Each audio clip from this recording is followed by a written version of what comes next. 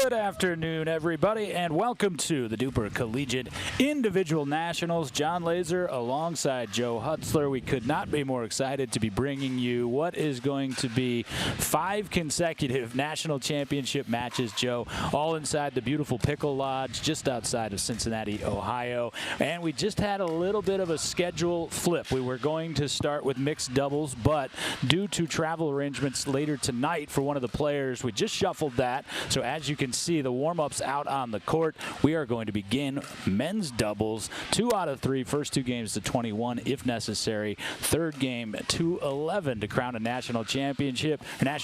And as you may notice, just from looking at these players in this matchup, Joe, you know who they are. A lot of our viewers know who they are. This is going to be a sensational match to get us started here between Florida and Texas. I mean, talk about coming out of the gate swinging for broadcasts with Texas and Florida. There's every sport that Texas and Florida are involved in, there seems to be a lot on the line, and certainly there is today with these combatants. We're going to talk about the matchup itself here in a moment, but I also want to point out this is my 3rd time being inside an indoor facility, including, of course, the one that we frequent the most in Richmond, Virginia. This place is great. Really big fan of what they've done here in Cincinnati at the Pickle Lodge. It's an obvious choice for an organization like DUPR to hold an event here, and it sounds like from the people that we've talked to, both the players and the organizers, it's been pretty smooth the entire weekend. So we look forward to the process being smooth, the action being hot and rough, and just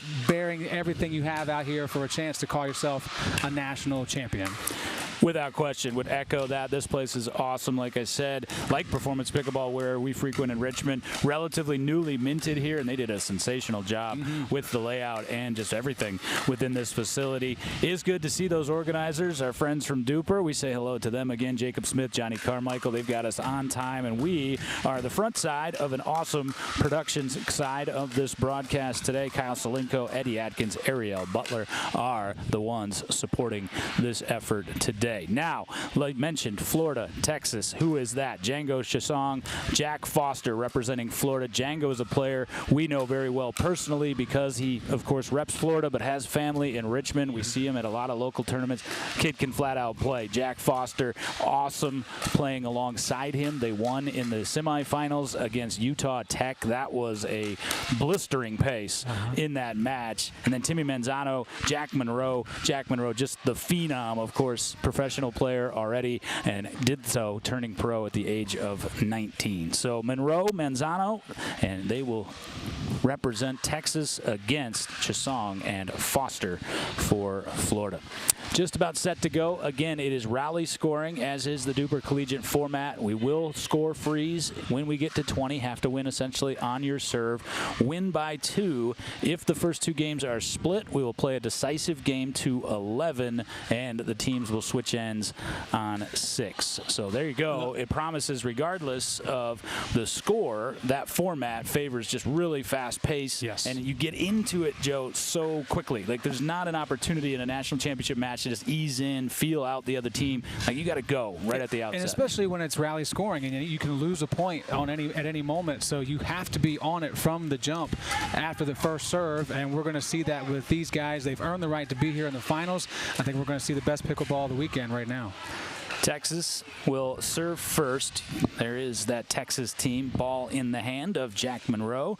Timmy Manzano is his partner. Monroe gets us started.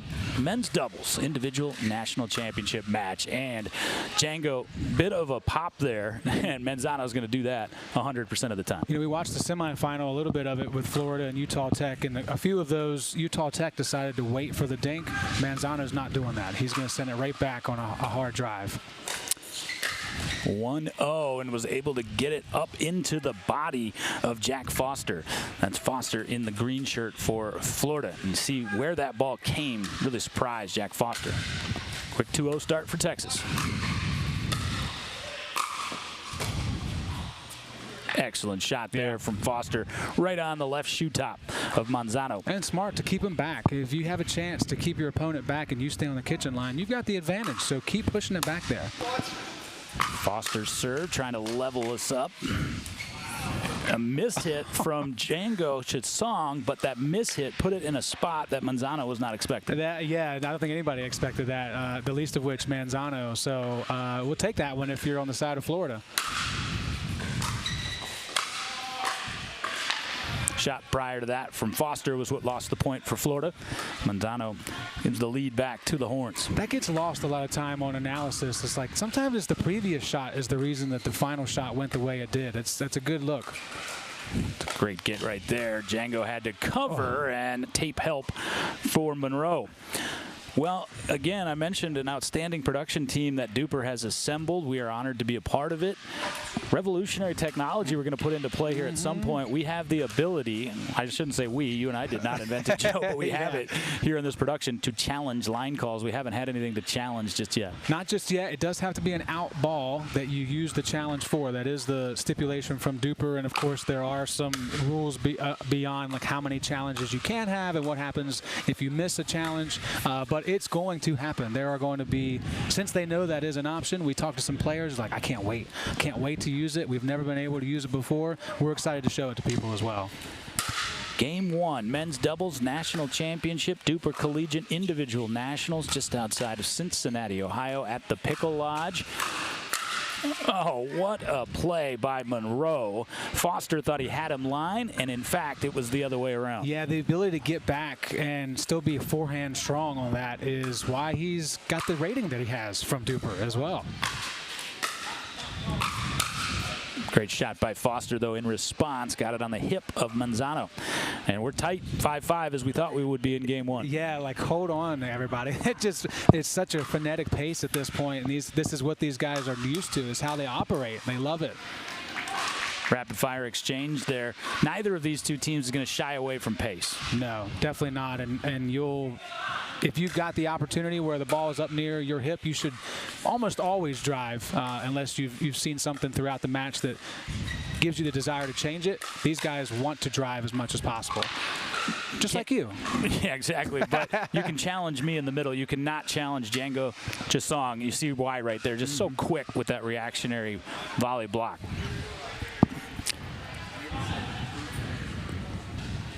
So 7-5. This is actually the largest lead of this opening game for the Gators. And what a response, too. Texas came out swinging, got on the board pretty quickly, but unfazed the Gators from Florida. That was a great leave by Jack Monroe. And Monroe, I mentioned, turned pro at 19. He was one of the youngest pros in the world at that time.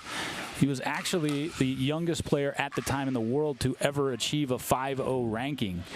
He made the switch to pickleball. It's an interesting story. A lot of people make the switch from other sports, of course. Yeah. Had a shoulder injury playing baseball, which at the time he cited as his passion and his love.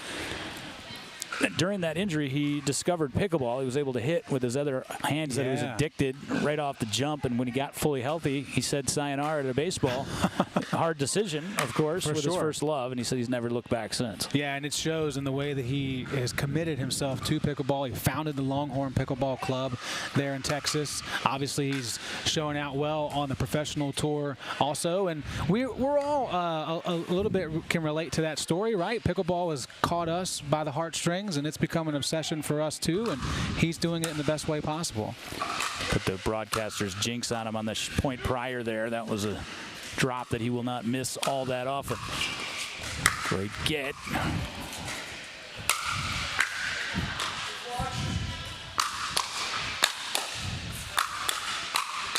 Wow, best point of the match by far here in game 1 goes to Florida. Yeah, that resounding applause throughout the crowd for good reason. That is why we showed up here today. Points like that. 10-8 again. This is Raleigh scoring freeze at 20-21. Django wants that back. You saw the look on his face. Django's such a nice guy. He's got kind of a cult following in Richmond there. He usually has the bandana when he plays outdoors. Well, that's why I didn't recognize him there. And longer hair. He's got it short for the summer, apparently. We're going to see Django and his crew in about a week and a half. He's playing a tournament called the Body Armor 804 Open with David Beeger, who we're going to see next in our mixed doubles final. That's going to be a tough crew to go up against in June or this month at 804. That's going to be David Beeger and Django together. Woo. Well, earlier we were talking to David, and I said, "Hey, did you know Django was playing next week?" He goes, "He's playing with me." Like, actually, yes, I did know. Oh, okay. Thanks for the update. You had that information. Manzano and Monroe conversing a bit more in the middle of points here, or I should say after the point. They realize how critical it is when you're so tight like this. Not tight in terms of your mentality, but tight on the scoreboard. Yeah, yeah. There's been a couple points recently, too, they've given away compared to the beginning of this game as well. So maybe a conversation about just loosen up a little bit. Yeah, I think that's exactly it. And you heard Manzano just saying prior to that point, hey, we're good. Hey, we're good. And they were, 13-11. Yeah, yeah. Sometimes you need that realization of the obvious thing when you say it out loud, like, yeah, we are good. Oh, shoot, it's pretty close. But in the moment, you just feel like you're making mistakes and it's piling on top. Take a breath, realize where we're at, and keep after it. Meanwhile, big-time shot by Django for the three-point lead.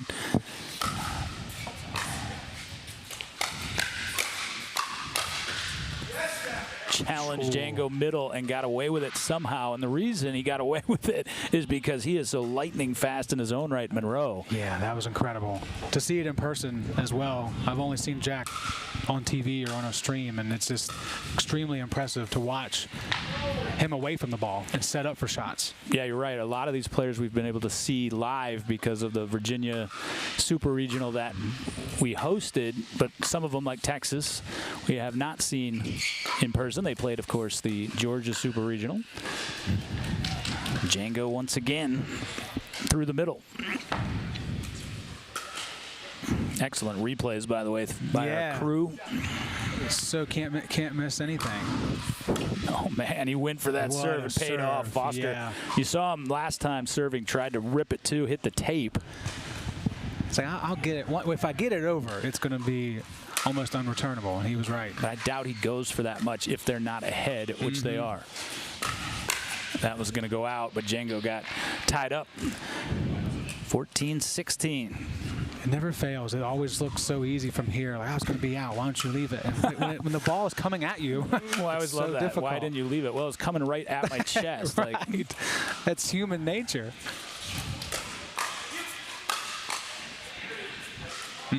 Great shot by Manzano. I think he wanted to actually get that down a little bit more, but it didn't wind up mattering. Yeah, it didn't wind up mattering in the end. I've been really impressed by Manzano and Chasong's backhands, like the direction, the speed at which the ball comes off. It's so hard to return it.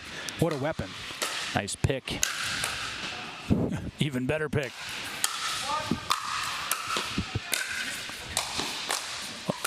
Oh, what a point by Manzano and Texas. Wow. What a way to just find perseverance through the entire point, always being in the back, and then your one chance to get to the kitchen line, make it work for you, man. What a critical point to do it. Ernie and get back from Foster, but Chasong takes care of it. That's the recipe for success for Florida right now for these two guys is let that ball fly up in the middle. Chasong's going to put it away. 17-16, game 1 to 21.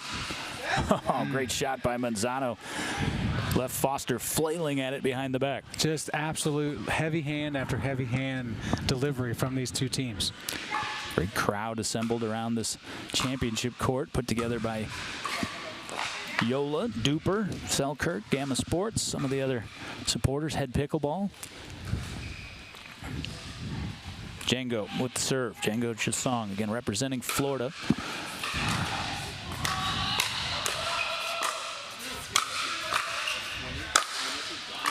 Oh, great get by Foster. Oh, a rip from the baseline by Django. I mean, that angle from Monroe to Foster on the couple of shots before you saw the replay, that's tough. I mean, that's next level. Manzano had Foster charging right at him and just stood in there. Forced the misfire.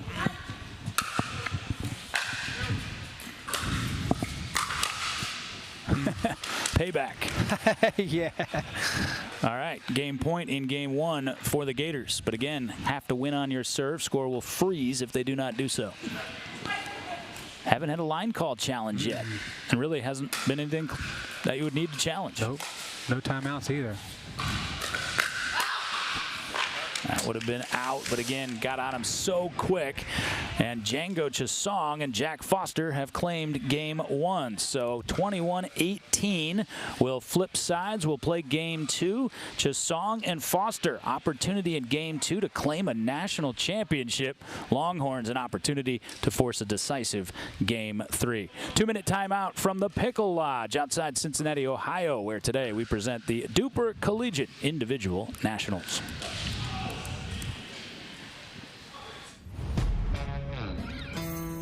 Yeah. Let's go. We just gotta go hard. I go the hardest. I bring the pain. Not what you used to. It's all part of the game. Yeah. I just gotta go hard. I just gotta go hard.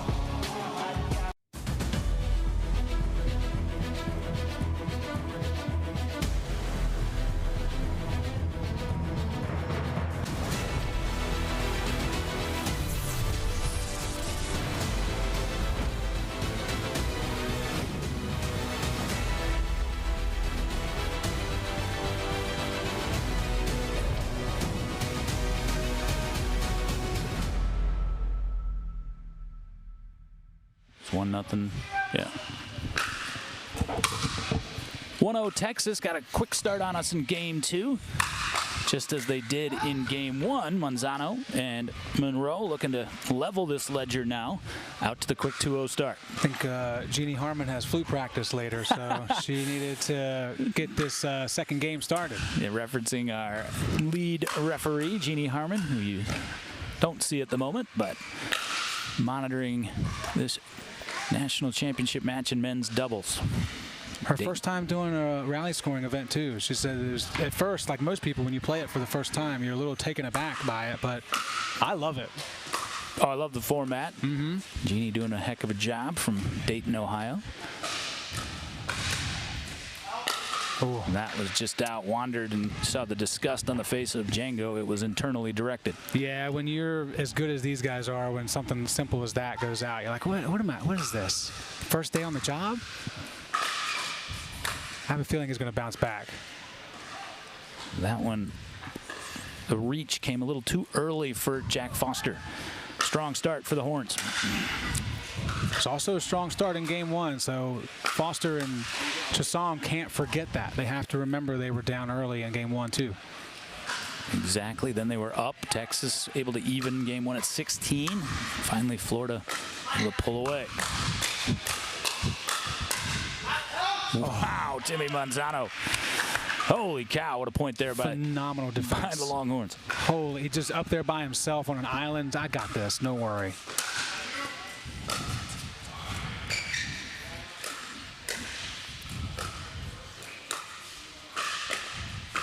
We jinxed him, see? I know. You can see the immediate smile from Timmy Manzano. He's like, are you kidding me after those shots I just hit on the previous point? The cruelty of this sport, that happens so many times. Everybody has a great point. You're like, great job. And then inevitably someone just serves it into the net or hits it into the net the very next time. And Manzano, I think, backed off a shot. He could have attacked 3 shots earlier and never stopped thinking about it. Yeah, and wanted to keep after it. I've also noticed with his paddle placement sometimes he doesn't really punch, but the ball just sails off into the behind the baseline. It's really interesting the type of bounce that's coming off his Pro XR. You can see the baseball prowess for Monroe in those overheads. See that a lot with former baseball players and tennis players who have big-time serves in tennis. And he went for it, did Manzano, and missed middle.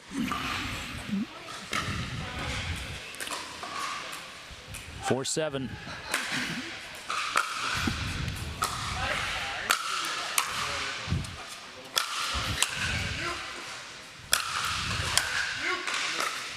Yep. Slowly work your way back in. Phenomenal reset. It's an excellent job, though, by Florida and Jack Foster right there to realize he no longer had the big advantage and slowed the point down. Slowed it down. There's such a high IQ move. Obviously, you have to have athleticism to keep the ball alive on those hard returns. But, man, that was textbook, working your way back in to win the point. Switch spin on drop 1 to drop 2, and Manzano lurching forward aggressively. Wrong read. I just love the difference in watching college pickleball versus some other levels and the amount of aggressive chances these guys and girls take. I love it. I love the change and what they're willing to go after. Yeah, but right on that cue, that was not a great decision from Jack Foster on that point. And Texas, who just let Florida back within a single point, grabs a 2-point lead.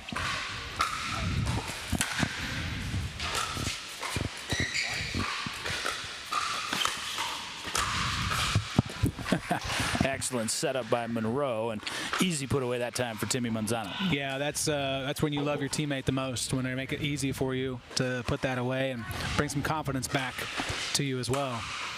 Again, Florida won game 1. That's Django and Jack, Chisong and Foster.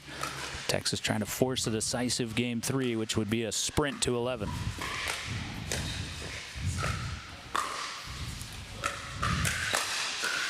Wow.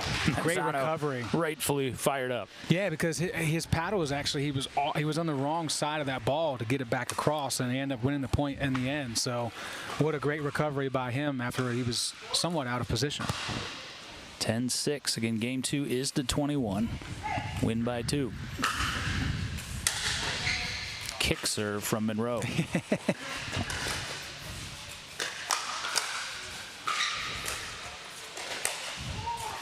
Oh. Do you think he meant to do that? I'm going to go ahead and say he did. I'm going to say he did. Wow, look at that replay. What a shot by Django Chisong. So impressive just to get there to begin with. It's a feat that I may never know. I think you can take the may out of that. Touche, sir. Touche. Yep, that was long. And again, we really haven't had anything that's been all that close. No. But we do have the replay technology to challenge calls. To leave that alone right there, if I'm leaving it alone when I'm playing, it's just because I'm going to miss it. I'm not going to get to it. But those guys both knew that somehow, just hip high, it was going to go out. Excellent backhand flip roll from Chisong. Florida trying to hang in there. It's kind of what they did in game 1, and then they just made a charge in the middle portion.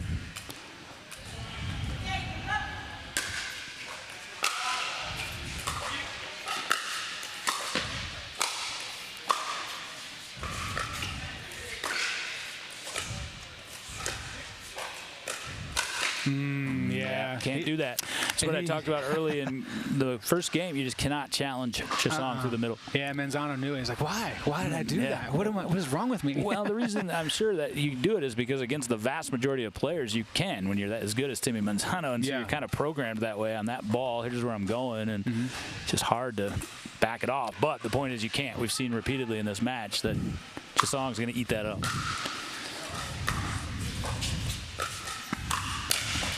You also can't do that. You can't. Yeah, either one of those guys. Come on. Can you? Foster's like, bring it down. Come on. At his feet. At his feet. Make him work for it. 12-9. Men's doubles. National championship match. Florida with a 1-game-to-none lead. So good by Manzano, but just a touch better by Django. Just that natural plinko motion of the ball is eventually going to keep going down, and he was on the last one to hit it. He's hitting a lot of that cut drop, that slice drop is Foster. He missed it. Monroe didn't even turn around. He didn't even look around to see. He just called it out. Yeah, Monroe was dangerously close there to an obstruction, I would say. He didn't mean to do anything malicious, but after the pop-up, he just said, watch, really loud. And we'd have to ask Jack Foster if that didn't get into his hurt, alter that shot. Oh. Well, No, we were going to get a challenge there, but Django overruled as a teammate. No, I saw it. So, I saw it. yeah. Well, you know, that's also your role as a teammate is to see the ball. Especially Joe, I just want to take the technology for a walk, man. That's all I'm getting. Kyle does too. Got the great crew and the opportunity. Yeah. Eddie's itching back there. We're going to get let one. me be involved. We're going to get one before the end of the day. Again, this is just the first of 5 consecutive national championship matches on Championship Sunday. Yep. Yeah. Great read. Came early. That made it an easy shot for him. I love it. He's already thinking about it. You can see on the replay working his way up.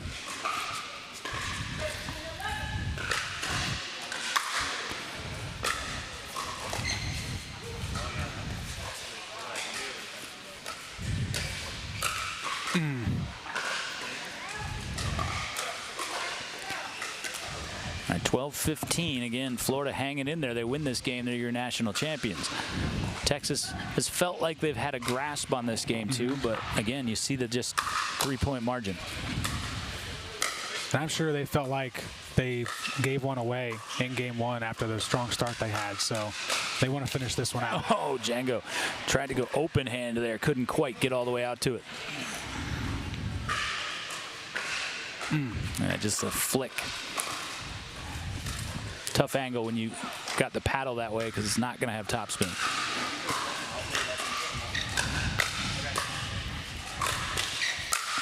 Oh, gave back the misfire from earlier in the game. Oh, I've never felt more relatable to Manzano before than that shot right there. 13-16.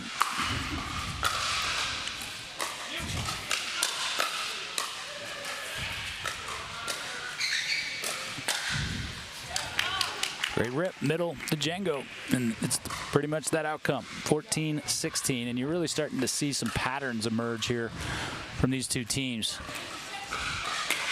Primarily Florida playing everything right. However, the serve return made that a moot point. That was long for Jack Monroe. So just a 1-point match now. Ooh. Even. Big serve, and that was that serve I mentioned. I wonder if he'd go for it down, and he did. He did, yeah. He just knows when to pull it out, does Foster. When to use it in the right moments. That's key. Once again, playing soft at Manzano. That's wide. Excellent shot by Foster. That was one of those subtly brilliant shots. Now Florida with the lead, first time.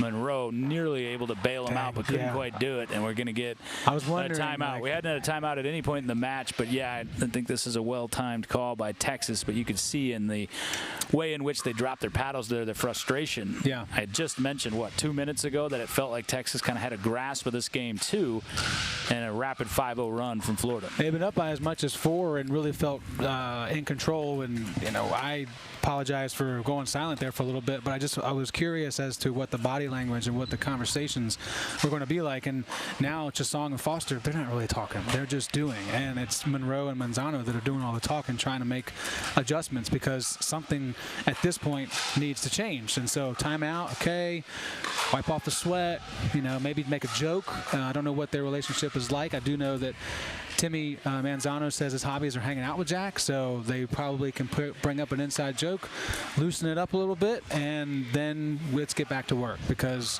clearly in both games they've had the lead, they've had control, they can get it back. Well, Manzano's clearly got a self-deprecating sense of humor. He also said his greatest pickleball achievement is that he's a local rec court hero.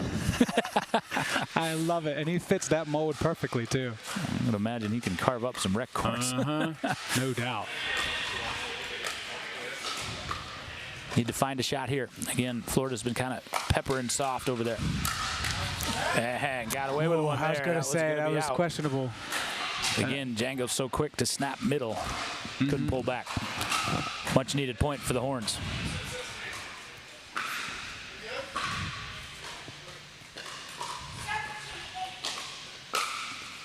(17-18). Moment of clarity on the score. And 19-17. There's been a couple of those one step forward, one step back moments for the Longhorns in this game.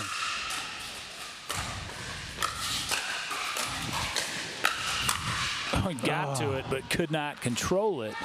Saw Django read that attempted Ernie very well from Manzano, but everything kind of got discombobulated in that point for Florida after that. It felt really desperate initially by Texas, and they end up getting the point, but you got to be careful when you take those risks, and both guys on the same side of the court. Here comes Texas. Pull even at 19, and a bellowed come on from Manzano.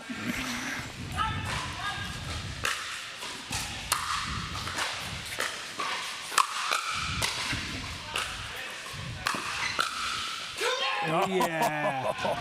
Oh, what a shot by Timmy Manzano. Look at this. Oh, got it. Incredible. All is right now in Texas for these two gentlemen after taking a timeout not too long ago. Game point. Trying to force a decisive game 3. Have to win on your serve. Foster doesn't show the outward motion that Manzano has, but it's been a lot of mano-a-mano back and forth between those two in this match, particularly this game. It's been a lot of fun to watch those two quietly go at it. 20 all. Got to win by 2.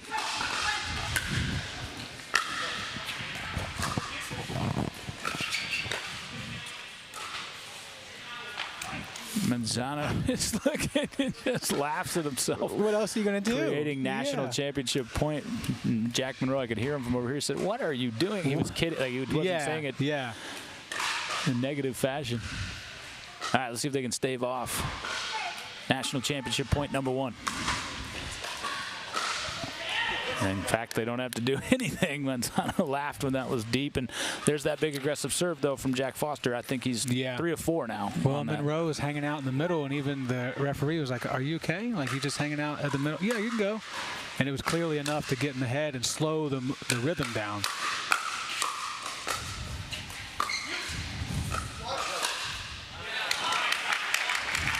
I've never seen that before. I'm still baffled by Jack Monroe squatting at the net in the middle. But hey, here we are. Florida with a chance. Second opportunity. Took a big gamble going over to Chase, and Manzano took advantage. 22 all. Got to win by 2. Got to win on your serve. And everything that's happened at this point is out the window. This is point by point. Most recent thing that's happened is what matters most.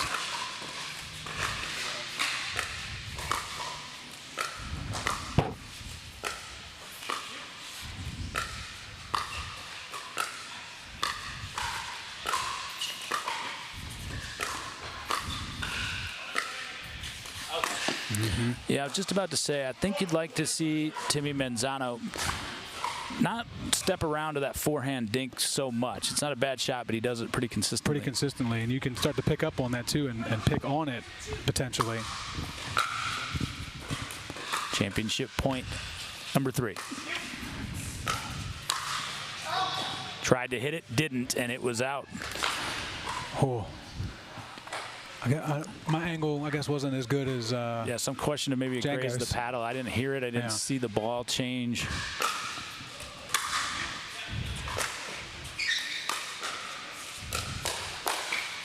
Oh, my Lord. It's out. What a great shot by Foster in the middle of that rally. Wild stuff to be able to twist and turn that way and put it right where it needed to be. 4th opportunity, though. National championship point in men's doubles, number 4.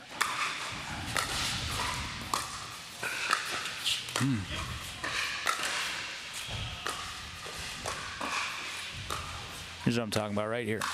Oh. Yeah, but doing that, stepping around, created that opportunity. That shot was there for Foster. Yes, it was. It was up until the net got in the way. Absolutely. You could see it coming, and that was the right move.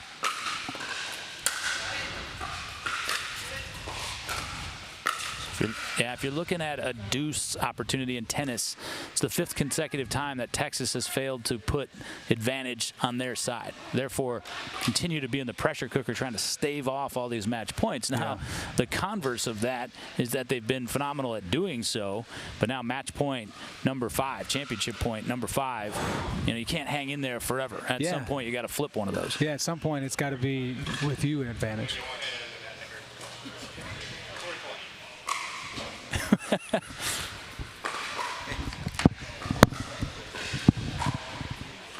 Oh, here we go. We look at what's at stake here. The winner, $1,000 scholarship money per player. That's phenomenal. $500 per player, not too shabby for second place either. And all of that's great and beautiful that there's $20,000 in total. But right now, these guys just want to win. Oh, no question about it. And anything at this point for these guys is going to be better than what they had when they came here. All right. Nope. They're able to fend off number 5. You see what Manzano did there? Very subtle. That's the first time he has dinked it straight ahead at Django in a long, long time. And Django wasn't expecting it. Yep. Got the line for game point. Whoa. What a laser. I'm really enjoying the emotion from Timmy Manzano. Me too. It's loud, but it's fun. It's not like it's demonstrative. He gives me Rafa Hewitt vibes for those that are familiar. So this is the first time I was talking about. They have a game point. Ooh.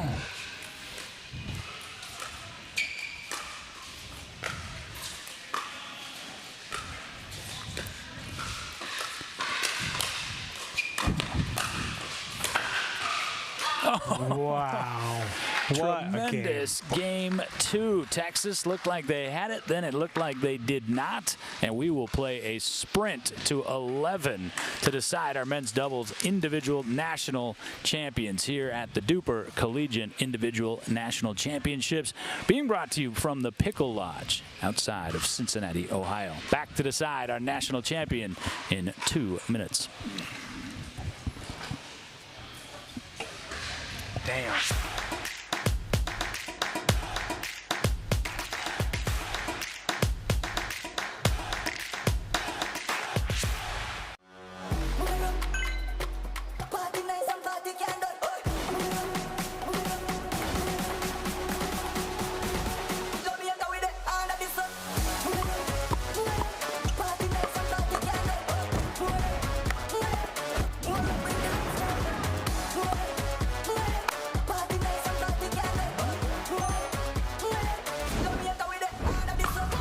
What's your DUPR?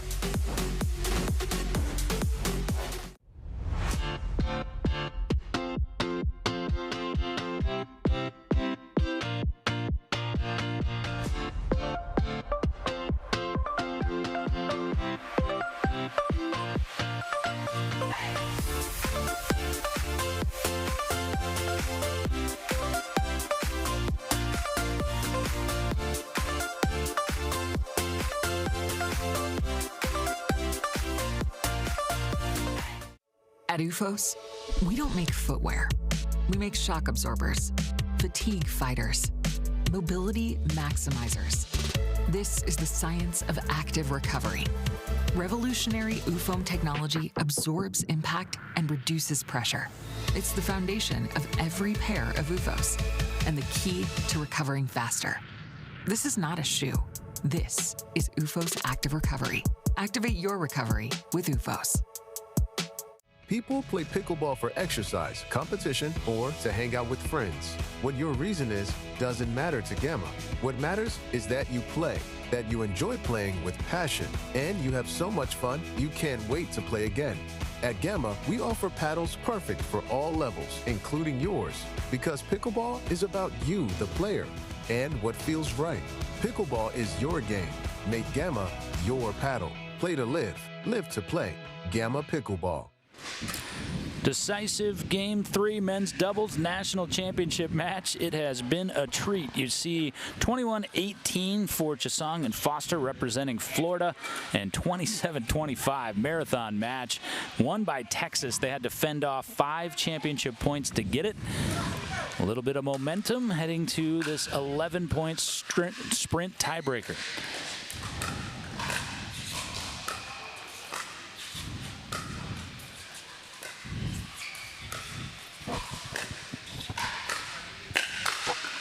Most deliberate point of the match, Joe. Yeah, and one of the things I'll say about if you look at trends or who favors what, I think it's pretty even across the board, regardless of it being 1-1. Literally, it's even. But both teams have had to stave off big moments. Both teams have had big advantages and lost it. So they've gone through all the emotions through 2 games. And at this point, it's just first to 11. Let's get it done. Well, Texas has got off to the stronger start in each of the first 2. This is the first time they haven't been up 2-0.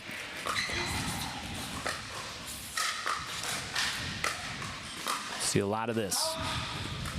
Left side to left side. And that time, Manzano got the better of the dinking back and forth with Jack Foster. Yeah, I agree with your initial point about the deliberation. Everything's more deliberate than they have been to this point. Hit him, didn't mean to, needed to, because that was going to be long for Monroe. But again, just sprinting to 11, so 3-1, bigger deal than it is in a game to 21.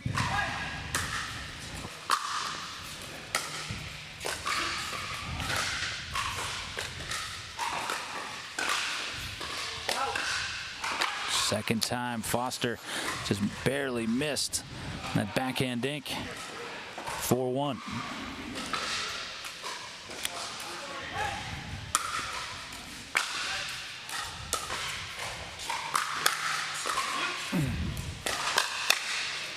Yeah, and there you go, right there. You see why. He's granted an amazing rifle shot series there, but again, that's because he missed those 2 dinks, and he sped it up before he wanted to or needed to in that point. Couldn't say it better, so I'm not even going to try. And now Texas has all the momentum. Manzano just rips one from the baseline at Django, usually equal to that task, but kind of reeling a little bit here. And now we'll switch ends in this decisive game to 11. And 6-1 switching ends, it's really... as far as the mental space that you're in, yeah, I get a little bit of break here to switch, but we are not doing well, and we've got to find a point immediately and try to rack them up here together. So you asked me during the break if side matters. I don't think so. We haven't seen any reason to believe it does at this point, but I think Florida's hoping that it does. Yeah, you know, the only difference is now Florida's kind of playing into the fans, and for some people that probably gives you a little extra juice maybe. I don't know. I think we're just grasping for straws at the moment, but what I do like, regardless of side, is Florida's demeanor. They're always level. Yes.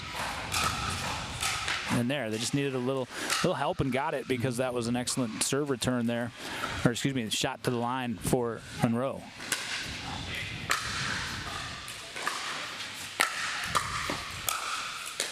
Gonna have to try to defend.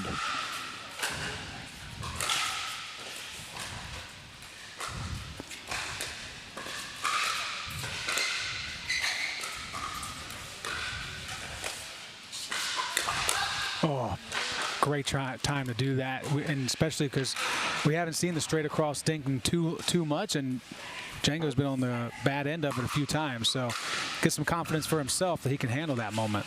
Last 2, last 3, and you saw just a very subtle or heard "let's go" from Django Chisong. I'm surprised you heard it at all. Yeah, exactly. But down 6-1, now they've won the last 3.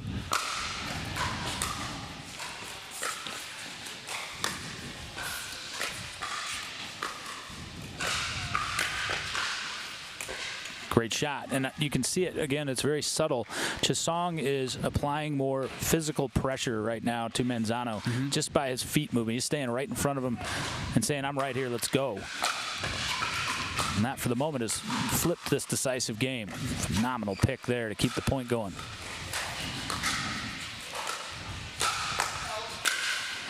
Yeah, but again, I don't mean to harp on it, but going around to hit that forehand dink, and it was out because he was standing out, but couldn't get out of the way because it was point-blank range. And it forced him on his next shot to stay with that forehand, even though it was out of position. And it's interesting because most players would prefer the backhand dink. Yeah. Easier, more natural shot for most.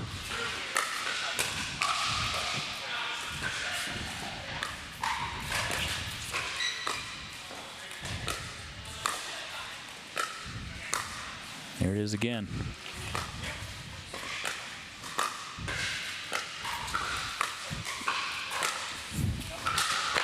Yep. Knew it was coming at some point, just missed it. Yeah, I'm wondering if it's purposeful strategy with Monroe too. He's able to cover the middle so well. So go ahead and run around it and use your forehand. So because I got this, but it's starting to become really problematic for Texas. 7-0 on the run. So the side may or may not be the reason, but it was 6-1 when we switched, and it's been 7-0 since then, favoring Florida. 3 points to a title, as we've seen, however, in each of the first 2 games. That means something, but it doesn't mean everything, because Texas more than capable of rebounding here. Correct, and I think one thing you mentioned is part of the reason this is working out in Florida's favor is because they're so level, because they're so even keel. They didn't get worked up over being down 6-1. Seems like Texas relies on emotion. Yeah, absolutely. Fueled, particularly Manzano, I'd say.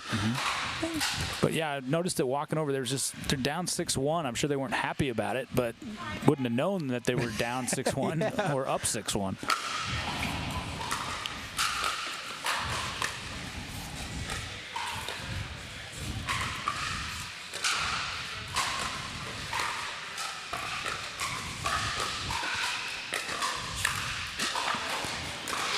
Was there, but it was wasn't an easy one. Yeah, no, and that's also tough to pull back on if you've already made a commitment to go for the punch shot. All right, it's Texas have another rebound in them.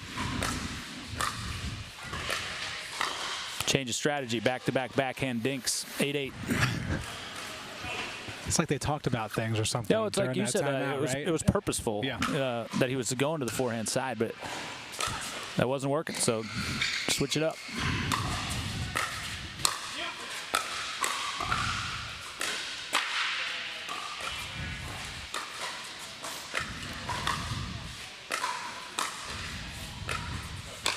Yeah, back the other way to the forehand, though, and Django pops it down. Too. Yeah, those are great pressure shots by Foster, too, to not only turn him around but back him off. That gives Django such a larger window.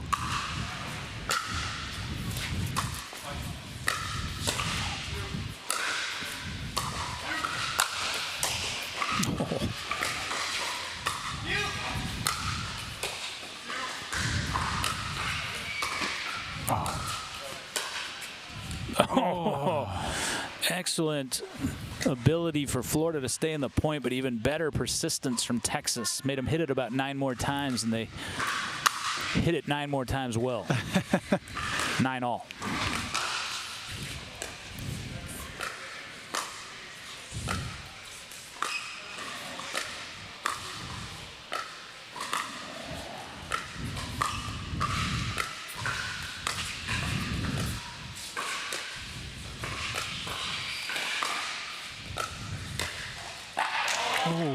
Great spot by Django Chasong.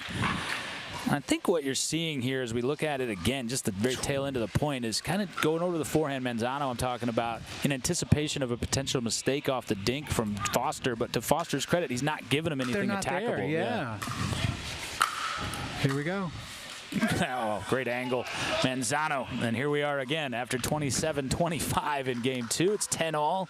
Got to win by 2.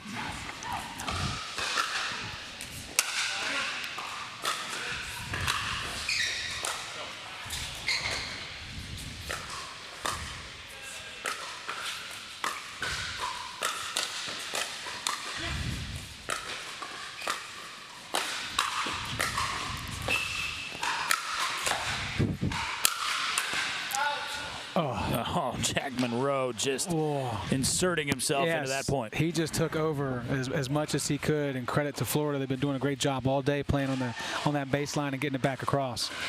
Championship point for the first time for Texas, and there it is. Your national champions are the Texas Longhorns as Timmy Manzano, Jack Monroe come back to win an epic men's doubles national championship final. Appreciative round of applause from the crowd. Joe, that match could have gone both ways 5 or 6 different times. Yeah, and it would have been entertaining from the jump regardless after seeing those guys put everything they have on the line for this match. Credit to both teams for giving us maybe the best match. Well, it's the best one we've seen so far, but maybe the match of the day.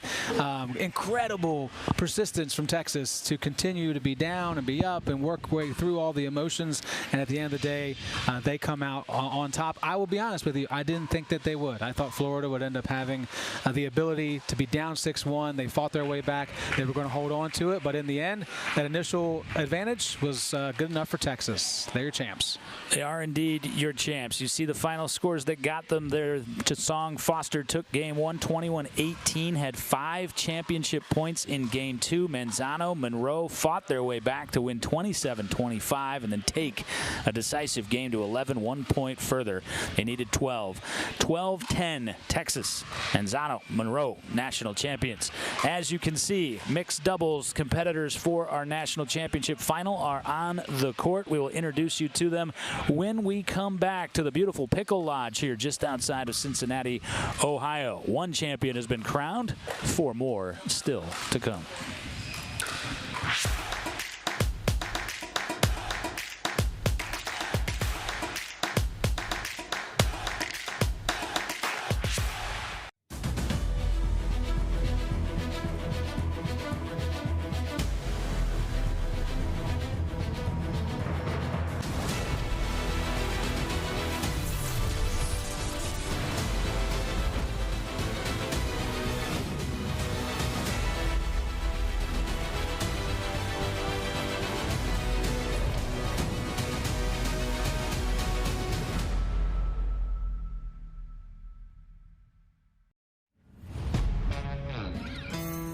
Yeah.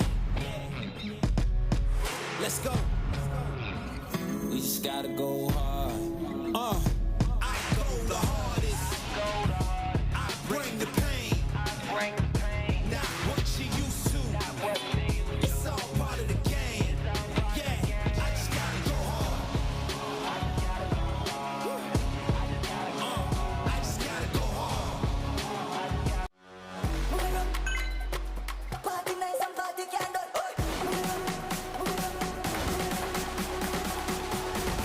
Jamaica with the hand of the sun. Party nice and party can't do.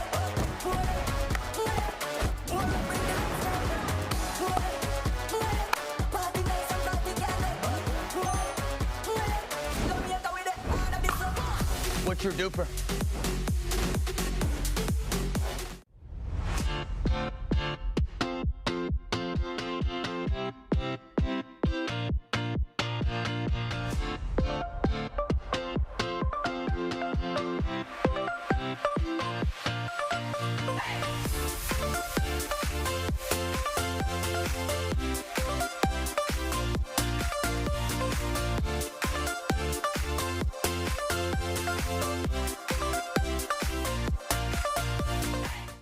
At UFOS, we don't make footwear.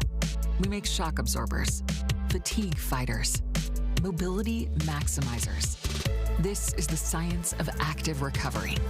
Revolutionary UFOM technology absorbs impact and reduces pressure. It's the foundation of every pair of UFOS and the key to recovering faster. This is not a shoe. This is UFOS Active Recovery. Activate your recovery with UFOS. People play pickleball for exercise, competition, or to hang out with friends. What your reason is doesn't matter to Gamma. What matters is that you play, that you enjoy playing with passion, and you have so much fun you can't wait to play again. At Gamma, we offer paddles perfect for all levels, including yours, because pickleball is about you, the player, and what feels right. Pickleball is your game. Make Gamma your paddle. Play to live, live to play. Gamma Pickleball.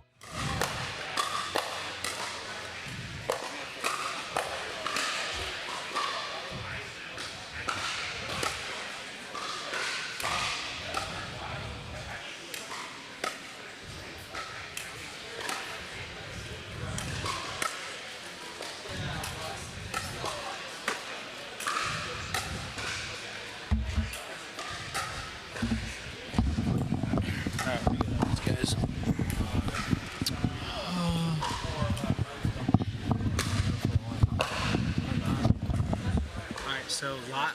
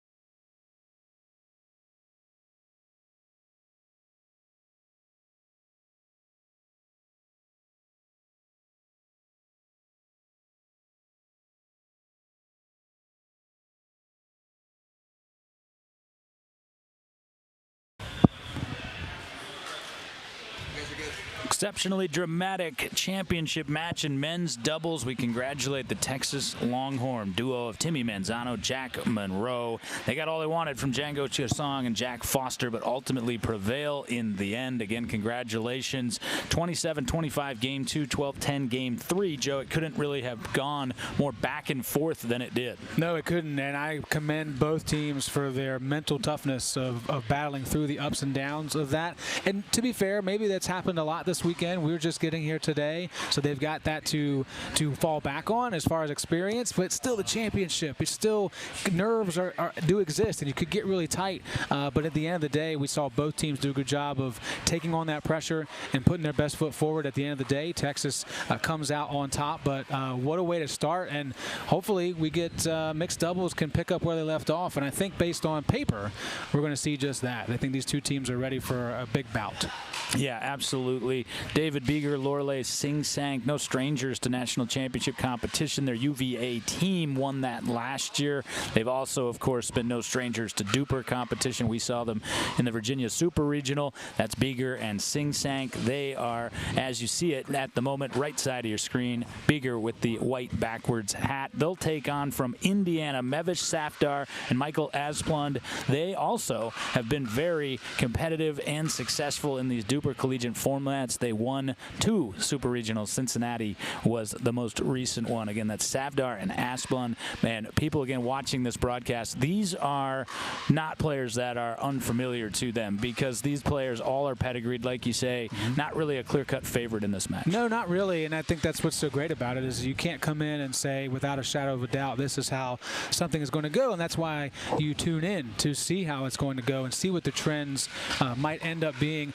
It's also important to remember that because of their previous experience, these players have probably played against each other at some point in time. So what kind of conversations maybe have they had about, okay, last time we played Michael and Mevish, what did they do? How can we adjust? Or what do we need to work on ourselves and not worry about the other team?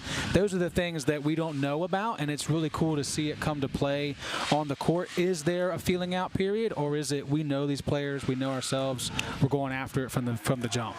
Well, and also interesting, Virginia, again, we know David and Lorelei well because they're just both about to relocate from college at Charlottesville to Richmond, where we're located, and we see them a lot of days playing at Performance Pickleball. I've gotten to know them. That's because they've been around for a while. And on the other side, Asplund was a phenomenal tennis player at Minnesota. She's very seasoned, made the jump over to pickleball and to Indiana, but her partner, a mere freshman. Yeah, not much in the way of Michael Asplund giving us a lot of information about himself, which he's a freshman, so there's not a whole lot to necessarily say just yet, but he does like singing in the car and playing video games, and I think he's really starting to enjoy this pickleball hobby as well, especially if he's going to make it to Championship Sunday this consistently. Safdar goes by Mev, full name Mevish, and it is Safdar that is set to return the serve of Lorelei Sing Sang. Same format if you were with us for men's doubles. It is 2-21. Prevail in both, you're the champion. If the split, it's a single game to 11 to decide your mixed doubles DUPR Collegiate National Champion. There you see that big rocket forehand from Safdar. Well, it's going to be interesting for us, too. We haven't seen Indiana play, so I'm even going to be taking in what their style is, and that was a huge swing.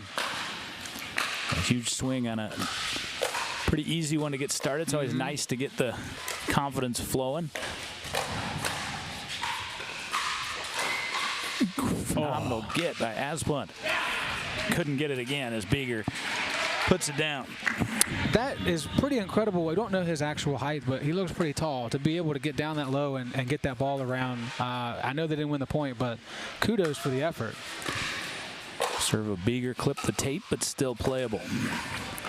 And Asplund kind of handed one there to David Beeger. Beeger will also represent himself in UVA men's singles, which we'll have for you a little later on this evening. It's our second of 5 consecutive national championship matches. Oh, big drive. That dipped right underneath where Sing Sang thought it was going to be. And David Beeger apologizing, such a nice guy. To our crew that's behind us over here. Kyle Zelenko, Eddie Atkins, Ariel Butler doing a fantastic job. Just looked over and said, sorry, guys. Sorry, my bad. Just make sure you're awake, you know. It happens. All right, even start, 2-all, Safar.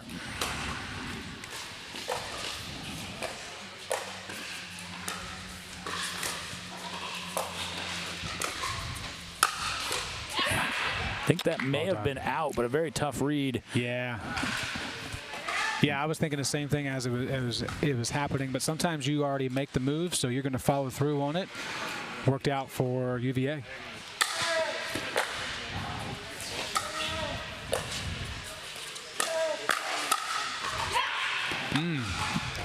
That's not probably a speed-up. Savdar's going to win all that much against David Beeger. That's kind of his wheelhouse. It's hers clearly as well. Yeah.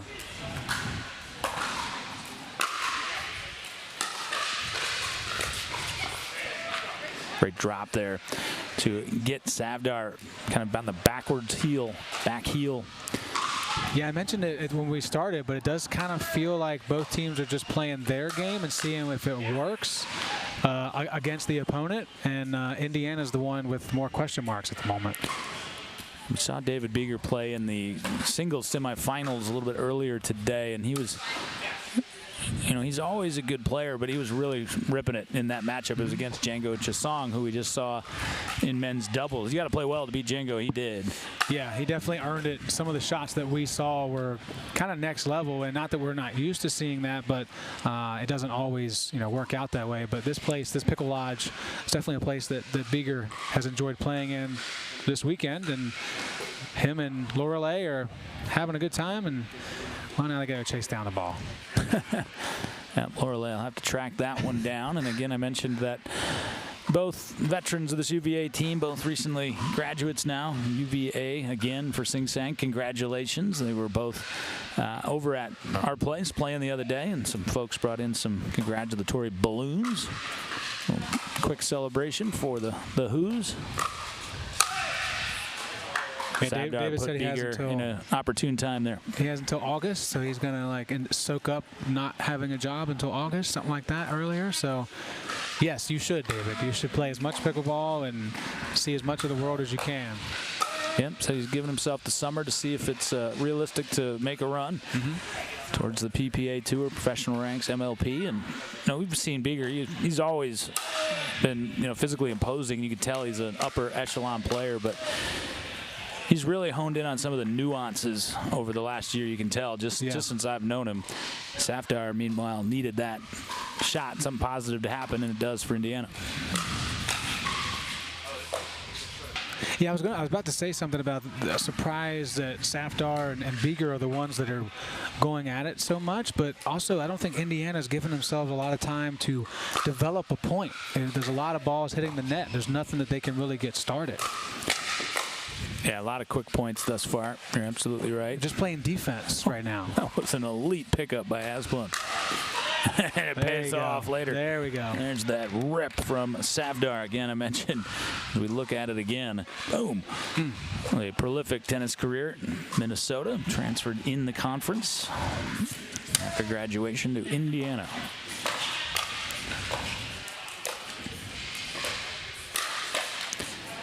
Meanwhile, Asplund is a little run here for the Hoosiers to pull back within 4 at 6-10. Asplund local to Bloomington, Indiana. Went to high school, Bloomington South. Bloomington High School South, just graduated last year, 23. And the Ernie pays off for Asplund. Again, he was a phenomenal high school tennis player as well.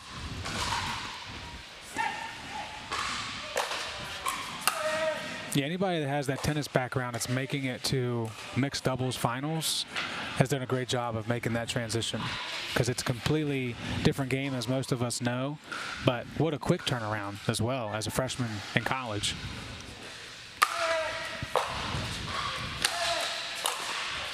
Tape too much for Asplund. And Virginia, again, they're seasoned. They've been in a lot of these high leverage matches, the mini pivot in this game, and they don't allow it to become a flood. But give Indiana a lot of credit, just like Texas in our men's doubles final, just hanging in this game. Well, that's what you have to do really in rally scoring, especially, is Just be there. Bad read for Asplund, but just be there because it's rally scoring. You don't need to have the serve to score, so everything matters, which means the runs can come and go so quickly, and if you're just patient enough, it will come back to you. Obviously, you don't want to be down by 5 at any point in time, but that run will come your way as long as you continue to make the necessary adjustments, but also stay in it. Stay in it. Don't just give in. Big drive again from Beeger, and then you can see and hear the frustration level rising for Mev Savdar. The key is not to let that get to her too much and start smashing the ball and losing the accuracy. Oh. You can go ahead and smash that one. Yeah. Please give me that one. She's saying, I need to exert some anger on this ball. And the Gamma Chuck did just fine.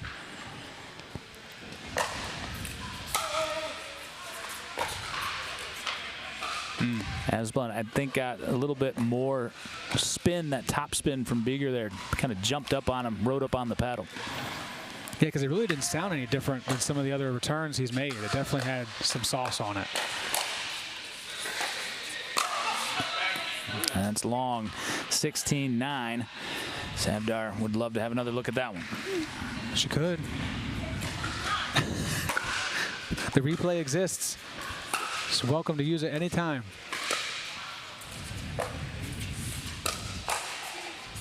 Oh.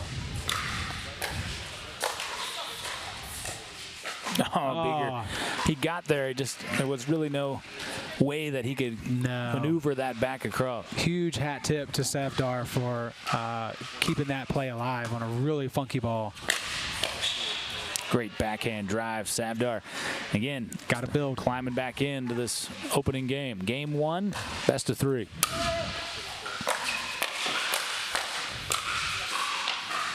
The pressure keeps coming, though, from Beeger and they're not going to let up at all, and they shouldn't.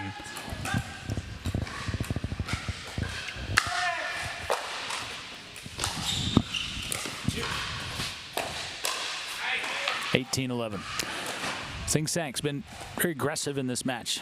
Love to see that. Yeah, for sure, because you don't always get that with mixed doubles. The lady sometimes is asked, or the strategy is to stay away from the play and let the guy run all over the place, and that ain't her style, man. She's a hell of a singles player. She's a force to be reckoned with on the court, and if she can get to it, David Barrow move, because she's going to take it. And a serve misfired, a very inopportune time for Indiana.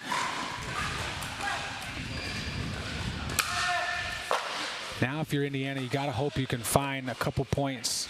That's not the best way to do it, but what can I take from this? What can we take from this moving into game 2? There's going to be a game 2, so we can't just give in and walk away with our tails tucked. And a timeout taken by Indiana here. UVA think about it a little bit as they're at 20-12. Again, scores freeze when you get to this point. Got to win on your serve.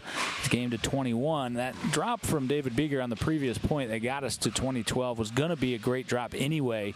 And then when it clipped the tape, Joe, it became kind of indefensible. Yeah, and it's so difficult to try and analyze something where the tape gets involved, but it's a part of the game, and so it will happen, but you kind of have to find a way to say, well, that is what it is, and move on. You can't analyze something that happened where the tape got involved. So next time, okay, I'm going to be a little bit more prepared. Out of the timeout, game point. Again, this is game 1. Our mixed doubles national championship match. Savdar hit a couple great shots there, got Asplund what he wanted, and kind of the story of game 1. Opportunities for Indiana. Virginia, though, outplays their way to a 1-0 lead, and Sing Sang and Beeger 1 game away from a national championship. Second game, best of 3 on the other side. This is the DUPR Collegiate Individual Nationals all weekend, and now on Championship Sunday from the Pickle Lodge just outside of Cincinnati, Ohio. Don't go anywhere. Just match 2 of 5 to decide national champions we bring you tonight.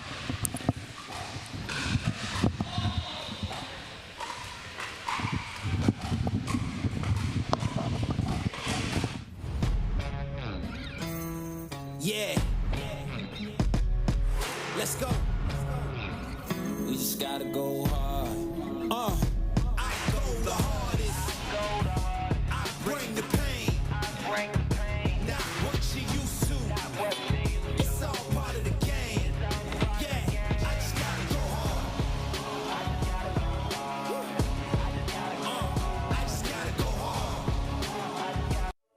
UFOS, we don't make footwear.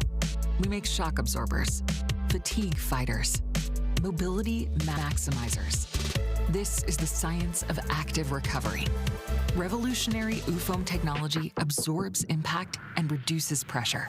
It's the foundation of every pair of UFOs and the key to recovering faster.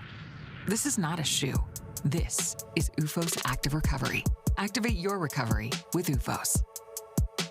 People play pickleball for exercise, competition, or to hang out with friends. What your reason is doesn't matter to Gamma. What matters is that you play, that you enjoy playing with passion, and you have so much fun you can't wait to play again. At Gamma, we offer paddles perfect for all levels, including yours, because pickleball is about you, the player, and what feels right. Pickleball is your game. Make Gamma your paddle. Play to live, live to play. Gamma Pickleball.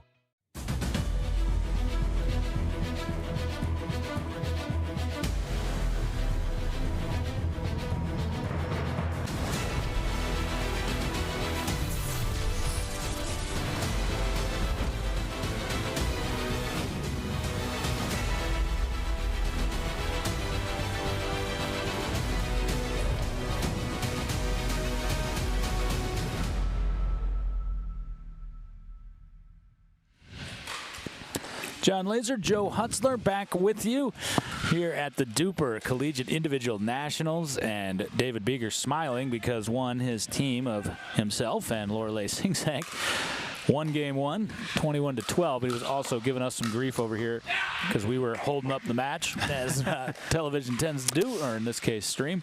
He was just smiling over here at us until we came back at a break. Sorry, buddy. 1-0, though. Virginia has the lead. I mean, here and performance, when else does he have to break for TV? So he should be used to it when we're involved.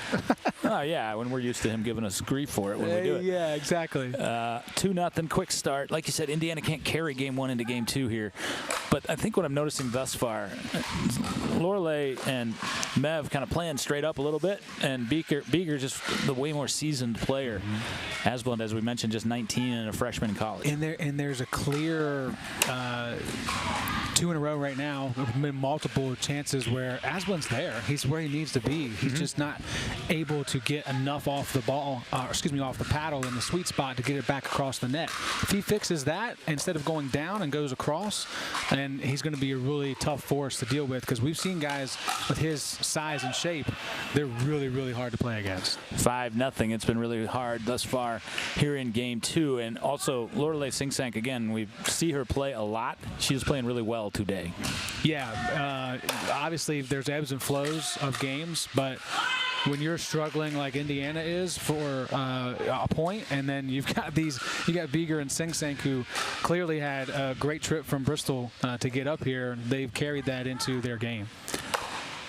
Mev Savdar, though, caught the line and needed it, but it doesn't last for long. As 6-1 after Indiana got on the board. Yeah, drove from Bristol. We ourselves drove from Richmond. We were all kind of wearing out the interstate up here just outside of Cincinnati. Glad, though, that somebody made the trip. It's been an awesome experience already. Yeah. Savdar, no trouble. Spiking that one through the middle. It's really welcoming to see the same faces, too. I love that these players are so committed to being a part of what DUPR is doing and loving their time, and we certainly can feed off of that, too. We've loved our experiences working with DUPR. Yeah, no doubt about that. And Fiorella, who we'll see from Clemson, we know in the women's singles, and we didn't talk to her yet because she was playing when we walked in, but her partner walked over and said, "Hey, what are you guys doing?" I recognize you. Yeah, but not from here. Not from here. What in the world? All you know, we're just passing through. 8 hours, 511 miles. We're just hanging out. Oh, phenomenal shot there by Asplund. He read that one. Yes. Like a hitter teeing off on a fastball. And you need that. If you're in his position, you got to see one go, I'm in the right spot. Can I just get one to go across the net? And that time he did.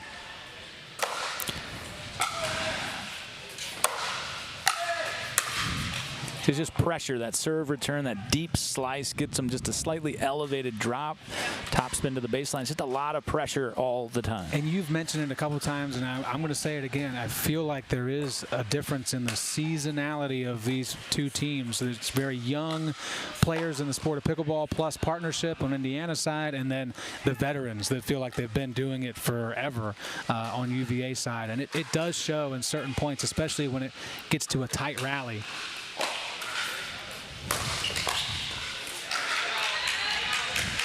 Lorelei came flying in there. Yeah, she did, and Esplin caught her as she did, and here come the Hoosiers a little bit. A mini run here in game 2.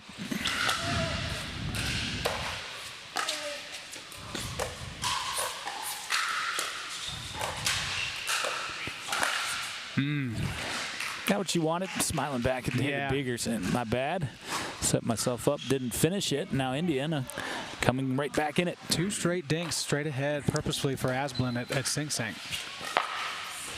Oh, that danced on top of the tape, and now it's more than a mini run for the Hoosiers right back in it here in game 2. Hey, and that's another beautiful thing about rally scoring. I'll say it the rest of the day. You'll hear me say it a lot. You're just never really out of it.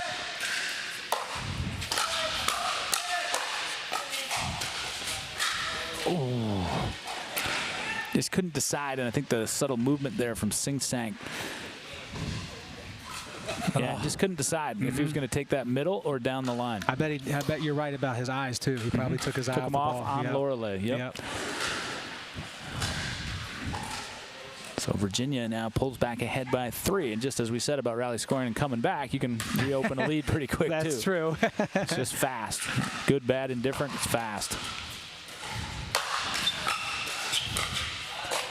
Good cover.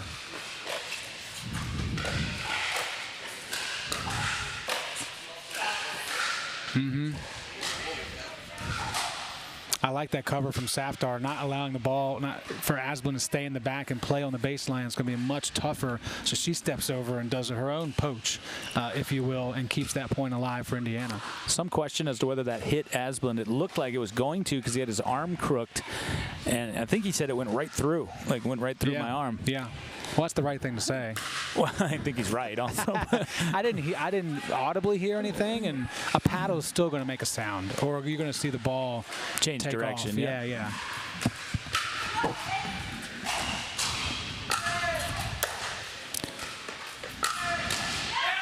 Big drive from Beeger there, and that's impressive because of where he hit it back beyond the baseline. Yeah, that's singles territory showing up for Beeger. He's practicing for that men's singles match here in a little while. Yep, he'll get a little break after this match. Got his hands full in that singles final. Asplin, excellent put away there. 9-12. Again, just like kind of in the men's doubles, feels like Virginia's had a grasp of this game and this match, but just like we saw in men's doubles, felt that way for Texas. And all of a sudden Florida came back and they were on top. Yeah.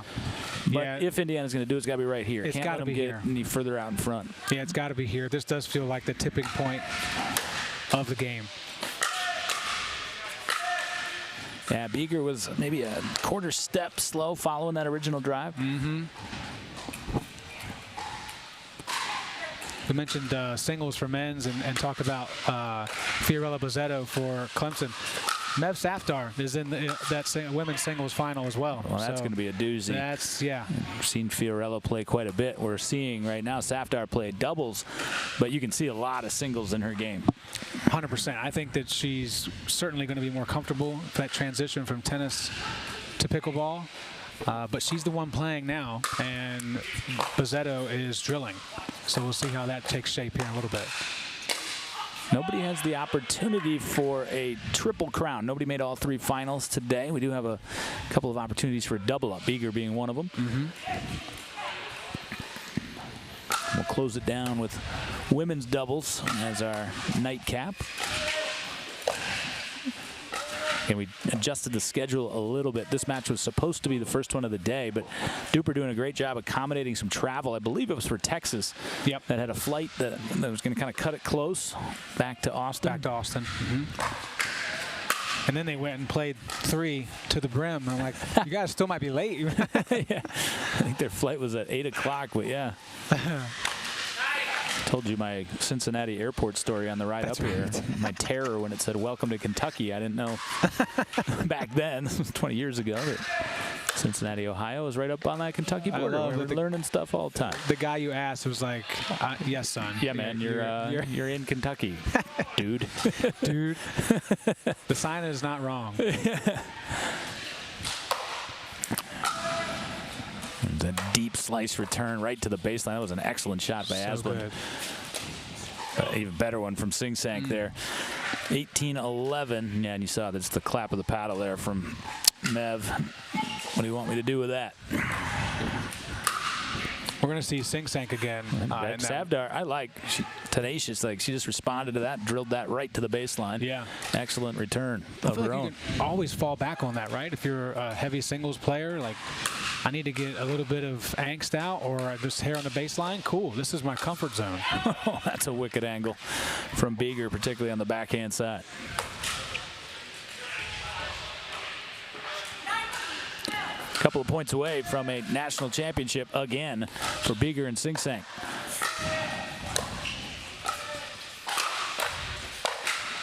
What a dig out. A couple of them. Oh, and it comes flying in for the Ernie Lorelei Sing Sang for the verge of a national championship. Oh, my Lord. Talk about an exclamation point for championship point here.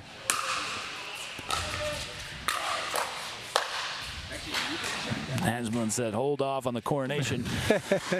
I got one more. I got one more in me. Again, score is frozen here for Virginia. They got to side out. Win it on their serve if they're going to win it. Someone shot by Beeger. Been very impressed with his variance. He's not in any one predictable pattern in this game. Not that he usually is, but really spraying it around. It's definitely a part of his growth in the last year, for sure. Again, we've seen a lot of games that look one-sided that get to this frozen point and tighten up quite a bit.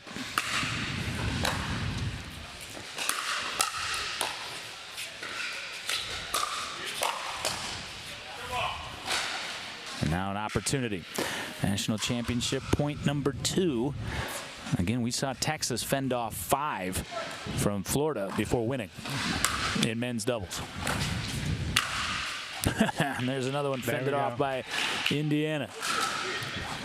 Pretty good contingent of Indiana parents and fans here, too, so they're able to get behind that point. Got to feed off of it. And great contingent of Hoosiers taking on the Hoos. And getting a little tighter here, 16-20. So can score frozen. Talked briefly to David Beeger's dad. He made the trip, said much more of the family would be watching the broadcast, so hello. And here's another opportunity for Beeger and Sing Sang. They're third, but again, Indiana fended off the second, chipped away, got a couple of points. I like this timeout. It's taken by Virginia.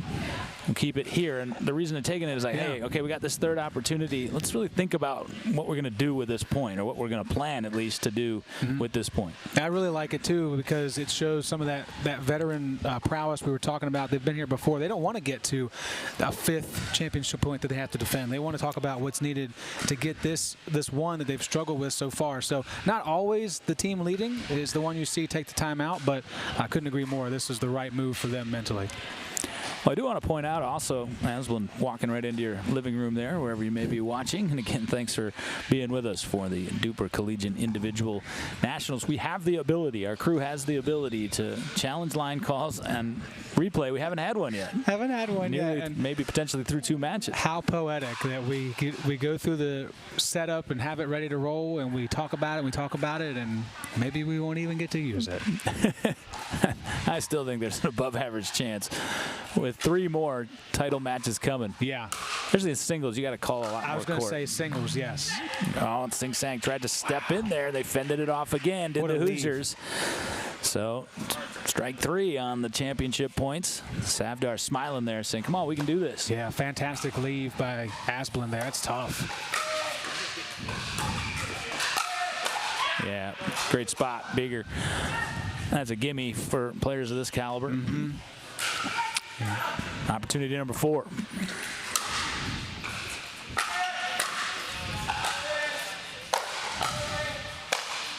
Oh, great spot. We've seen Asplund routinely take that wide. Beeger was kind of leaning that way, right through the middle.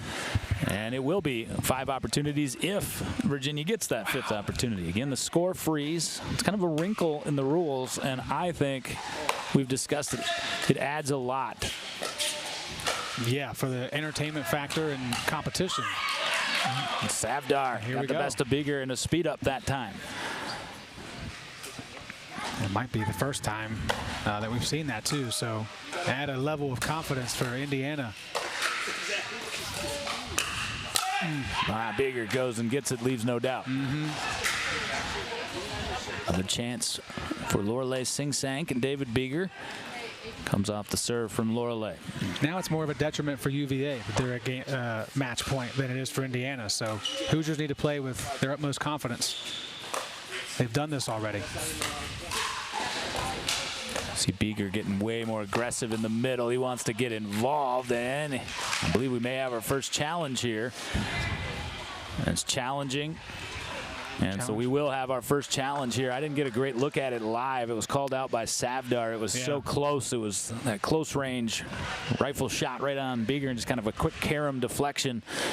So we will take a look at it. Our crew will, and let us know if, in fact, that ball was out. If it was not, Virginia is your national champion, and they would be anointed as such on an instant replay. So the first of that kind. Close call replay is... It was out. So it was, in fact, out. Check it out here. And here it is right there. Great look at it, our close call replay. Excellent job by our crew. In fact, it wasn't really all that close, but I can understand why Beeger challenged it. Why not? If for some reason he's, just caught something different, you're national champion. And he's got the net in his view as well. I love the flex by the crew right there on the zoom in, just so we know how close we can get this sucker. Yeah, that was fantastic. Great job, everybody. And that one was out too, and suddenly it's 20 all. Same point, with Beeger moving back across and it being out on the same exact spot. So interesting. I think David is kind of sensing, we're on the verge of victory, and he really wanted to close it out. Got a little more aggressive. And that kind of plays, I think, into the game of Savdar and also Asplund. But championship point again. 6th time won't be the charm, 21 all. And again, just a couple points away from a decisive game 3. And a game to 11, Joe, anything can happen. Yeah, absolutely. It's actually 22-21, referee just said. So Indiana has a chance to force a game 3. But got Beeger in an attacking spot there. 3 opportunities. That roll on the shot prior set him up the cupcake. Can you feel this? Something just changed in the nature of this match. There's so much more emotion being emoted by these players right now. I love it. 22 all. That's out wide. It was a heroic effort by Savdar to try to keep that point alive. Too much from Sing-Sank. Another chance. That serve was deep. Beeger went for it. Beeger even called it out. And you could see Asplund had to go all the way back to the barrier.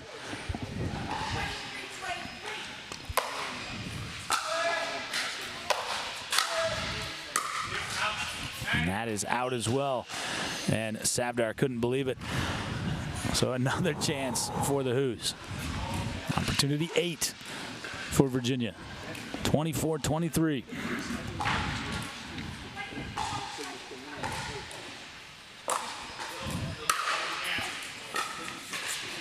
And that looked like it was kind of dumped into the net by Beeger, and indeed it was. 24-24. And it's interesting, the Hoos are continuing to try to play it at Asplund. There's a concerted effort to get it to the young freshman.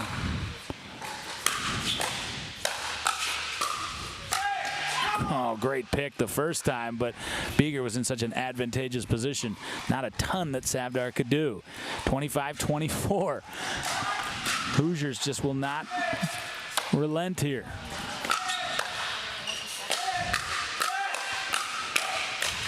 And Beeger, 5 great chances. Savdar repelled them all. Woo, that is what I'm talking about. What a heck of a point going the way of Indiana. Relentless pursuit. Want to see how difficult it is to win a national championship? You're seeing it right here.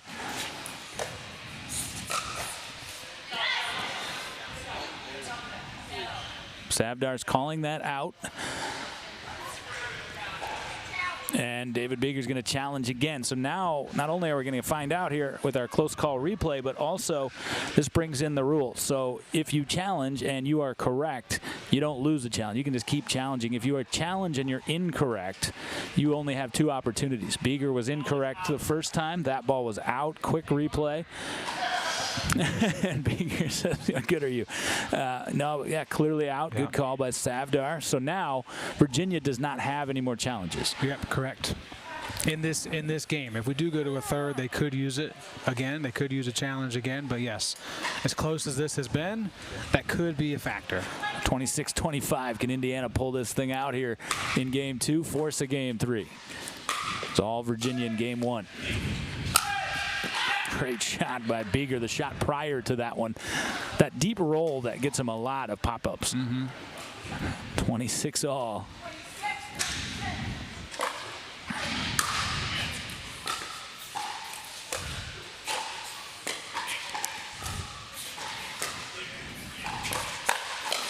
Great shot by Asplund there. Rapid rip. Feels like we're watching this kid grow up in front of our own eyes here. At the way that this match has started for them, he has completely matured. Yeah, and the fact that I think they're playing everything to him gave him a great opportunity to kind of work his way into this match. Comes swinging across, and that is good. Wow. And we are headed to game 3. Wow. Virginia looked like they had it on the platter, but the score free stops them along with the Hoosiers in their tracks. Game 1 to Virginia, game 2 to Indiana. We'll decide it in a short 1-11 on the other side of this brief timeout. High drama. Joe asked for it after game 1. He's got it, and so do you. This is the DUPR Collegiate Individual National Championships.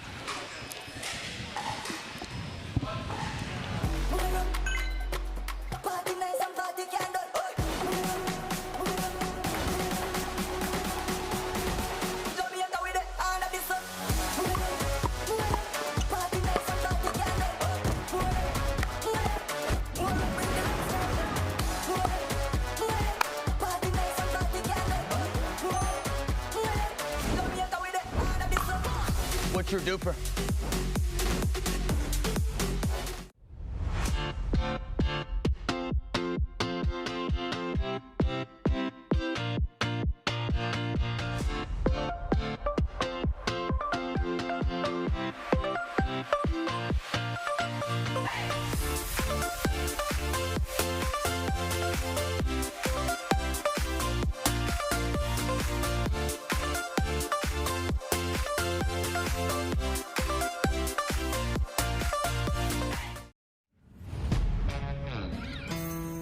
Yeah.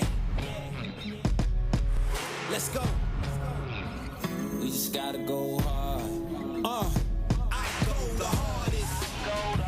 I bring the pain. Not what you used to.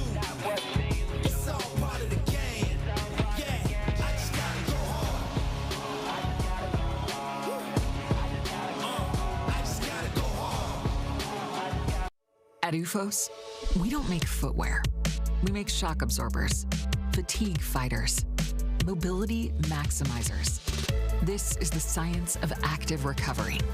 Revolutionary UFOM technology absorbs impact and reduces pressure.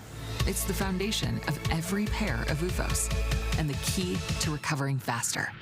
This is not a shoe. This is UFOS Active Recovery. Activate your recovery with UFOS. People play pickleball for exercise, competition, or to hang out with friends. What your reason is doesn't matter to Gamma. What matters is that you play, that you enjoy playing with passion, and you have so much fun you can't wait to play again. At Gamma, we offer paddles perfect for all levels, including yours, because pickleball is about you, the player, and what feels right. Pickleball is your game. Make Gamma your paddle. Play to live, live to play. Gamma Pickleball. Decisive Game 3 mixed doubles individual national championship as Lorelei Singsank, David Beeger were on championship point 8 times. Credit to Indiana. It's not that Virginia played poorly in that stretch. Indiana just came on, used the score freeze to their advantage, and prevailed 28-26. This one just to 11. Yep, Asplund, you're starting to feel it. Yeah, and there's a complete 360 on confidence and the whole strategy for Indiana, and the fact that you win that second game when no one thought you would only adds to the confidence they're going to have here in the third game. Great pick.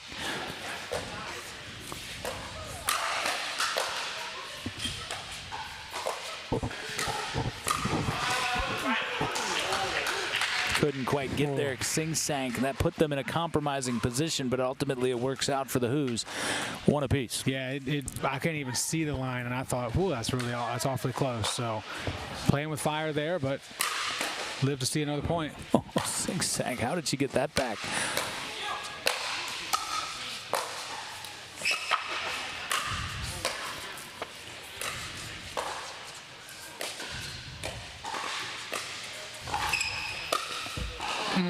Wasn't there.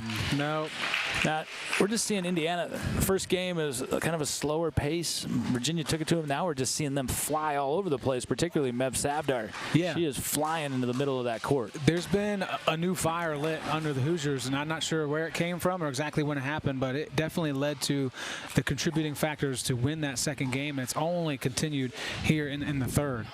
Again, Lorelei Singsank hit the winning shot for UVA as they won the team national championship a year ago. They've been through these fights before. They've seen this drama before. And after falling behind 2-1, now clawed their way back to a 3-2 lead.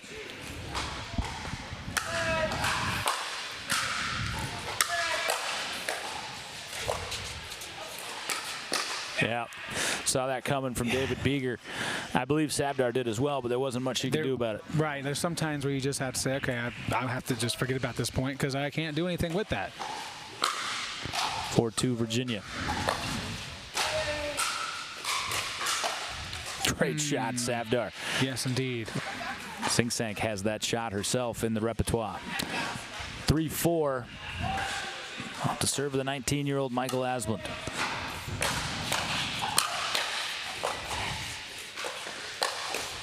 Asplund again. He's found that backhand. He's no longer kind of just keeping it in play. He's putting the points away with it. Yeah, and I'm trying to find strategy, and I don't know that there's any team poking fun at another player. Now everybody's involved. Who knows what's going to happen on each and every point, and that's credit to Asplund for getting better throughout the match. Singsank a little loose on that attack, and Asplund didn't have a lot of trouble with it. His length becoming a factor now also.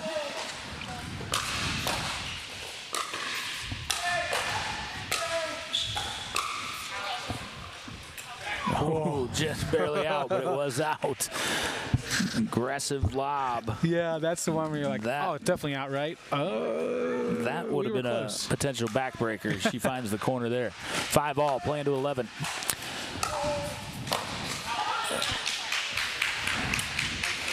Singsank couldn't quite get out of the way of that. Heard her apologize to Beeger, but nothing to apologize for. 5-6, and we'll switch ends. So again, Indiana, they were down 20-11 in game 2. Yeah. Score froze. It wasn't a rapid onslaught. 6 opportunities while we were still shy of 20 for Virginia. So it was kind of repel a point, get 1 or 2. Repel a point, get 1 or 2. And that's a difficult way to do it. Indiana did it. And then also once we got above 20, they faced it a couple more times. And they clearly, it may not matter because anything can happen. One miss hit is a point here. Right. But right now, Indiana, you can see it. They're bouncing around the court. And, hey, we thought we were done. And, right. Now let's go let it rip. And now there's even a sense of even less to lose. We can play even more freely. We can play more loose. We don't have to play tight anymore. We've already done more than anybody expected us to do. So let's go out here and have some fun. And sometimes fun beats tight. Fun beats tension. And we'll see if it works in their favor in the second half of this third game. Asplund taking over on that point. He's moving more too, right? Like, Yeah, I just felt both like of he was stuck on the left so much in the beginning, and he's all over the court now. Yep, both of them. Cool. Beeger, an excellent serve return. Again, that depth of that serve return makes it so difficult. Yeah, it's 6-7 actually. There we go, the other way.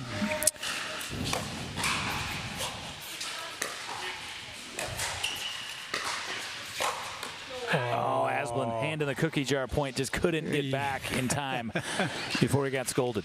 We've all been there, and the only person to beat you up is yourself, unfortunately, in that point. But no time to dwell on it. Got to take this return. 7-all. Beeger got away with one there, knew it, and said, hey, we deserve a break or two. 8-7 for Virginia now. 8-8. Tried to do a little too much there with that lunging drop attempt, transition drop. These last couple points have felt like all or nothing points. No, we're not going to be deliberate about what we're doing. We're just going to smash the ball. Yeah, and Lorelei Sing Sang slipped there. Now Indiana is 2 points away from a national championship of their own.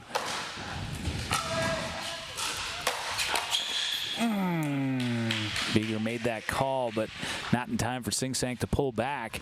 And now it's Virginia that's going to have to turn aside some national championship pressure here.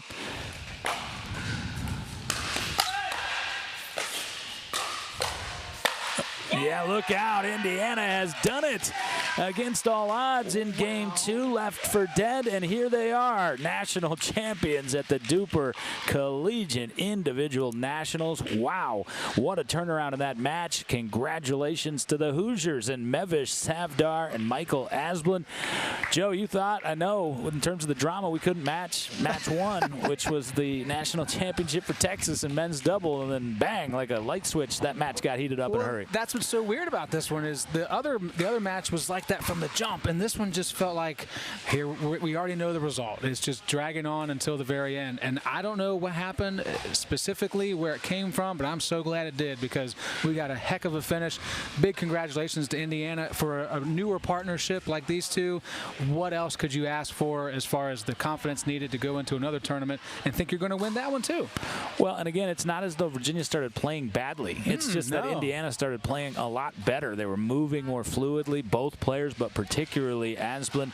He just got locked in there and created himself some opportunities. And then as we've seen from Mev, she can hammer the ball and put you in some great spots, and she did exactly that for her partner. And we're going to see it too in singles. She's getting ready to come up for the finals in that. And clearly Indiana loves coming to Cincinnati. That's a regionals win for the team and individual wins here today in the Pickle Lodge. Love that big smile from Savdar. Only saw it once during the heat of competition. She had that fierce look on her face, that competitive look. But, man, that is a fired-up pair of Hoosiers and those that have come here from Bloomington to support them. Congratulations, Indiana. Congratulations for the performance of Virginia as well. Tremendous drama thus far. 2 matches of 5 in the books. Texas, your national champion in men's doubles. Indiana in mixed doubles. And it is women's singles up next. And, again, Savdar coming right back out. Her opponent from Clemson awaits. We'll come back, tell you all about that matchup in just a few moments. This is the DUPR Collegiate Individual Nationals from Pickle Lodge in outside Cincinnati, Ohio.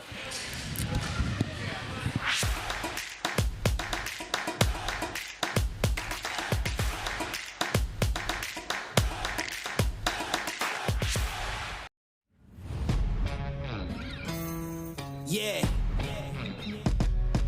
Let's go.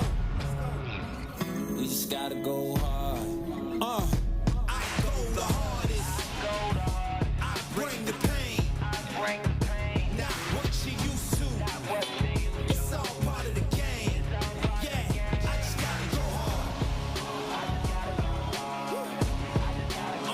I just gotta go hard.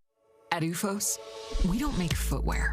We make shock absorbers, fatigue fighters, mobility maximizers. This is the science of active recovery. Revolutionary UFOM technology absorbs impact and reduces pressure. It's the foundation of every pair of UFOS and the key to recovering faster. This is not a shoe. This is UFOS Active Recovery. Activate your recovery with UFOS. People play pickleball for exercise, competition, or to hang out with friends. What your reason is doesn't matter to Gamma. What matters is that you play, that you enjoy playing with passion, and you have so much fun you can't wait to play again. At Gamma, we offer paddles perfect for all levels, including yours, because pickleball is about you, the player, and what feels right. Pickleball is your game. Make Gamma your paddle. Play to live, live to play. Gamma Pickleball. Party nice and party can't done.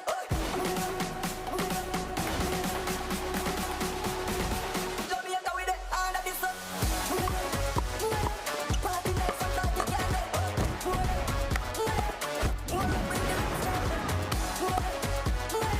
Party nice and party can't done. Jamaica with the hand of the sun. What's your duper?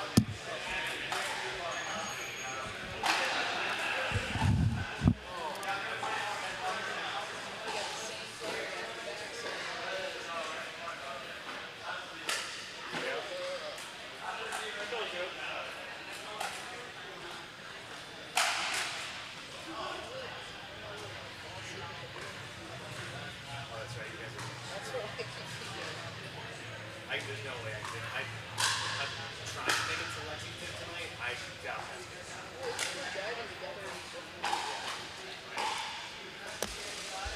Especially because you can only go as fast as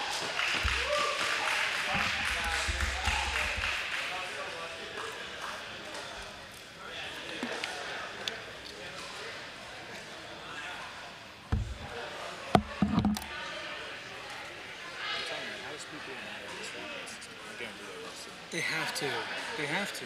He said something about that's why they got into the space, because of how bad. So like, apparently they saw a need and they're trying to fill that need. So he needs to get in front of the right people to showcase this for sure. So much better than anything I've seen on PPA or MLP.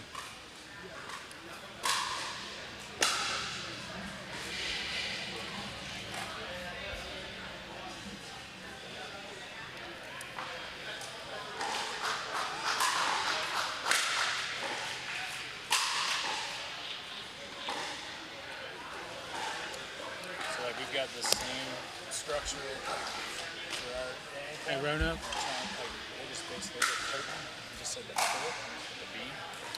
Yeah, I don't like that. We're gonna get some people it seems cheap. perhaps on not even that, just from a health perspective. Oh, fair point. Yeah. Because it's just a hard wall. So we're gonna drop the fence straight down from the beam, Yeah.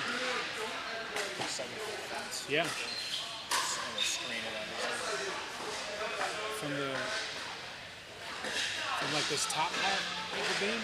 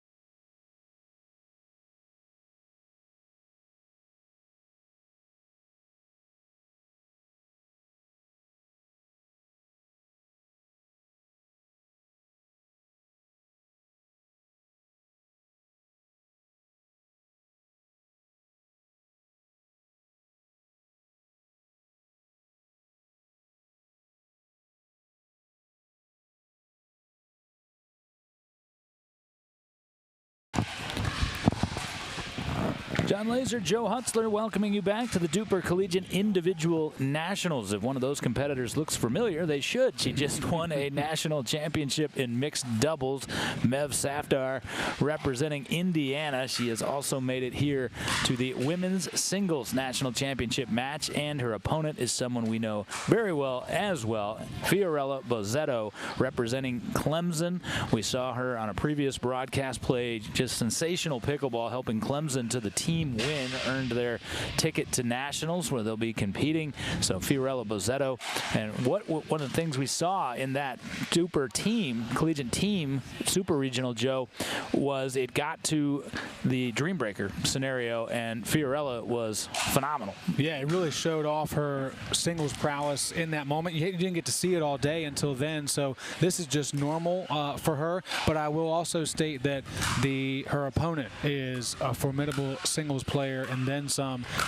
We are in a DUPR event, so it would behoove us to mention their ratings. Safdar with 4.94 singles DUPR, Bozzetto with 3.34. It is what it is in terms of whether you can really use that as a barometer of how this is actually going to be. I look forward to this for two reasons. One, from the Bozzetto angle of I've had time to drill, I've had time to think about it, watch Safdar, maybe even play her at some point during the tournament. And then Safdar, yeah, she's going right from a doubles match, and obviously it's a different game, but she's coming off a high, man. Like, can she bring that win into this, or does she have to allow herself to completely refocus and settle? That I don't know. I haven't been in this position before, but I imagine that mental part of the game is a factor, at least to get things started. Yeah, that's interesting. It could be one way or the other, but I'd say seeing what we did from Safdar in that mixed doubles match, she got more and more confident as that match went along, and we'll see, to your point, Joe, if she can carry that into this women's singles match. Again, Fiorella Bozzetto is also a very accomplished tennis player. That's Bozzetto in the hat near side of your picture, and of course Safdar you just saw as she won national championship in mixed doubles with her partner Michael Asplund. Congratulations to them. We've already seen a national championship for Texas in men's doubles, which got us started today. This will be followed by men's singles, and what a treat we've got for you there. David Beeger, who we just saw also representing Virginia, he's going to take on a player we saw earlier in that doubles national championship, Jack Monroe. So opportunity for Jack for a double up. Same thing for Safdar here on women's singles, and then our nightcap tonight, we will have UVA, Utah Tech women's doubles, and I know we're both looking forward to that, as is everyone else. Yeah, especially for us. We've seen a lot of these players, but there's also plenty we haven't seen. I look forward to seeing Utah Tech because as a team, that is one of the top two teams to beat in the DUPR ratings. They are second behind Utah Valley, UVA being third. So I'm looking forward to seeing just how Utah Tech does in that match later on. You brought up David Beeger. I was really interested in his calmness and coolness. Saw him after the most recent match. It's a disappointing loss, but obviously he's got a singles match to get ready for here in a little bit, and speaking to him in between, it was just like it was a normal day. And I'm always impressed by any athlete that can transition into, okay, that game's over, I got to think about the next thing in life. Yep, that one is over, and on to the next thing for Mev Safdar. We are set to go here. Women's singles final, same format. Best 2 out of 3. First 2 games will be to 21 rally scoring. Score freeze, must win on your serve if we need it, as we have in each of our first 2 matches. Decisive game 2-11.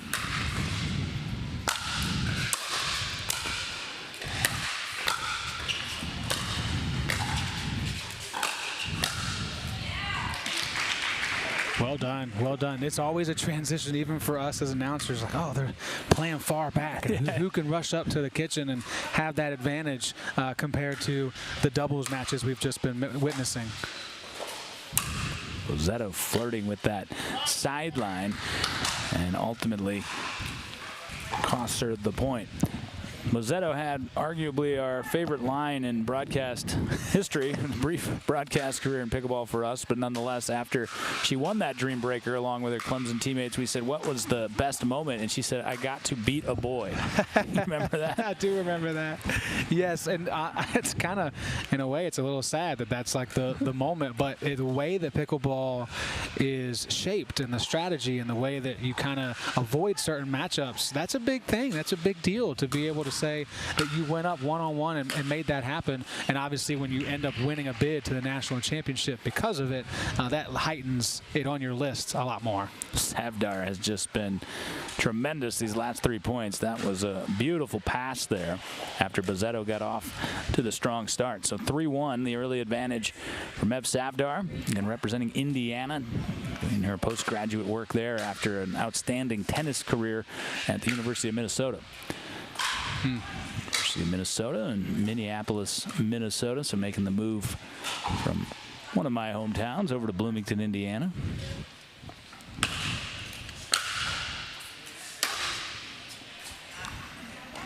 Bozzetto needed that as it sailed long from Safdar. Well, one thing we did certainly note in that mixed doubles final is Safdar does not hold back often. She is not afraid to light it up. No, she's going to rip it when she can, and if you're Bozzetto, that's part of your... So good. Yeah, that's unplayable. You do have to kind of sometimes let one go because you know your opponent's going to be ripping it, and a couple are going to go long, but you can't rely on that, or you're going to be in a 3-point hole like Bozzetto is now. The drop on that drive, man, that is so difficult. In transition for Bozzetto, taking a hard step to her right to get it over the net in that position is so difficult. Great shot by Safdar. Well, and the other thing you notice in singles is not always the case, but the points have a tendency to be a lot quicker. Not as much posturing, not any dink back and forths, not a ton of eye-to-eye play at the net. And that's why Safdar has been able to get out to a big lead quickly.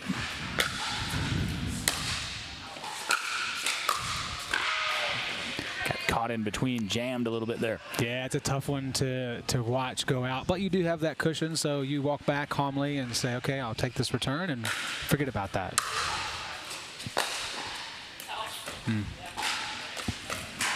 Bozzetto kind of lifting that shot just a bit more, carried it wide.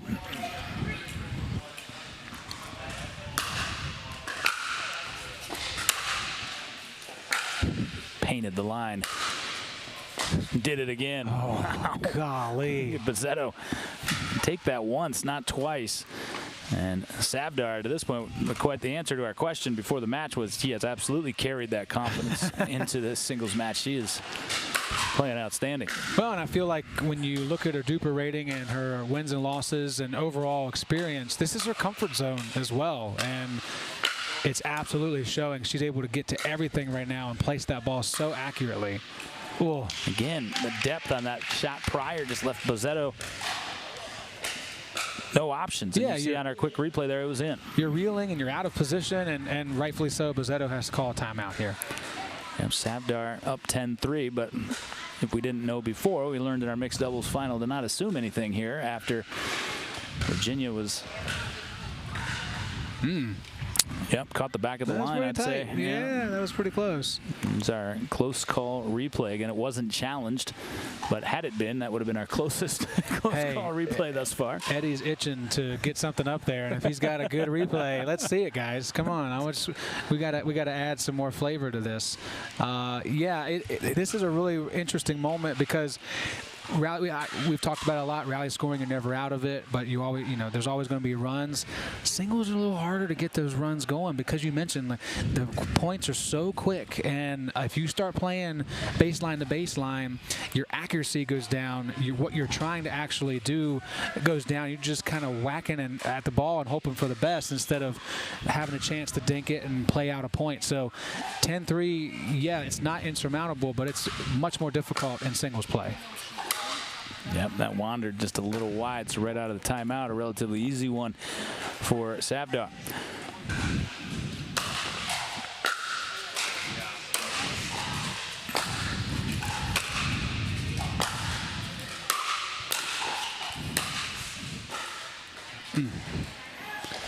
I know it was out, but that's still such an impressive and perfect decision to make, because you know your opponent is shading back to the middle, so you got to try to beat him, pass the ball over to him that side. She'll come back to that one. You see Bozzetto, I think, trying to get a bit more aggressive here, not kind of sit back and just let Savdar dictate the pace. Yeah, and the risk you run is you get so aggressive that it's just you hit stuff out. Yep, unforced theirs. That was a forced there, though. Yeah. Excellent placement by Savdar into the corner. –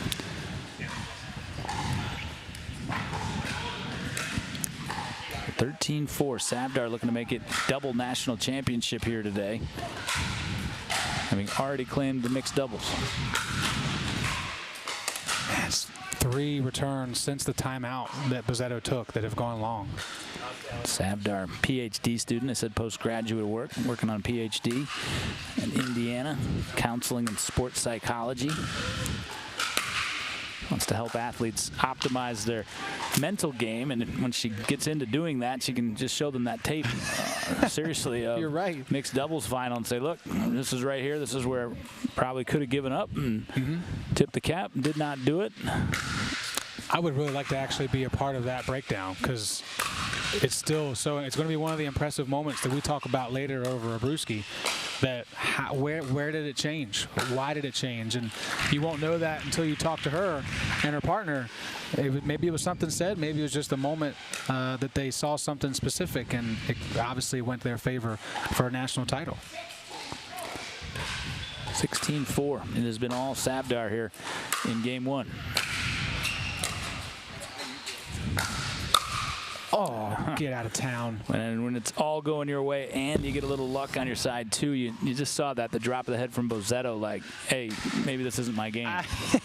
Yeah, sometimes you do have to come to terms with, I'm going to keep playing because I'm here and I'm a fighter, but I don't think this is going my way or going to go my way.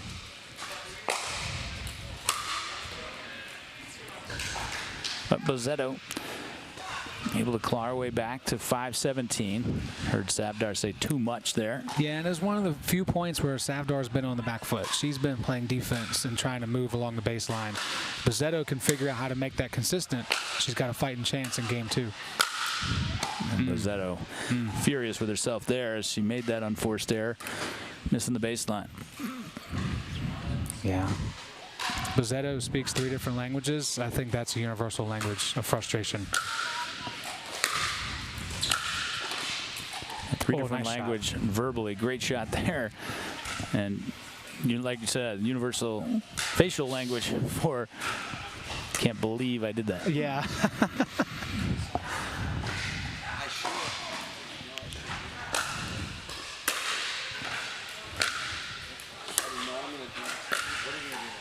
Nice. Great shot. Yes. Inside out forehand there from Bozzetto. And again, you do have the score freeze in singles. I don't think it makes as dramatic a difference as it does in doubles, but nonetheless, it does make a difference.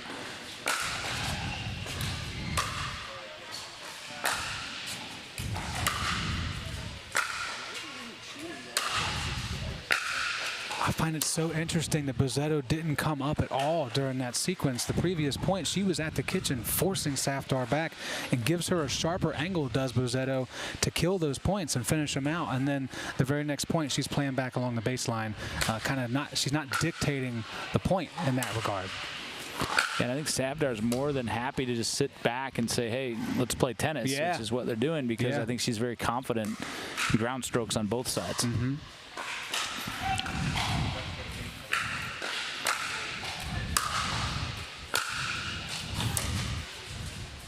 There you go. Great get. Great put away as well. That's the kind of stuff we saw when we walked in this building. Bozzetto was playing Avery Beck, and Bozzetto was controlling where that ball was and was able to go on those sharper angles. Got to find that again. A little extra on that one from Savdar to earn herself game point. Opportunity here to take the 1-game to none lead.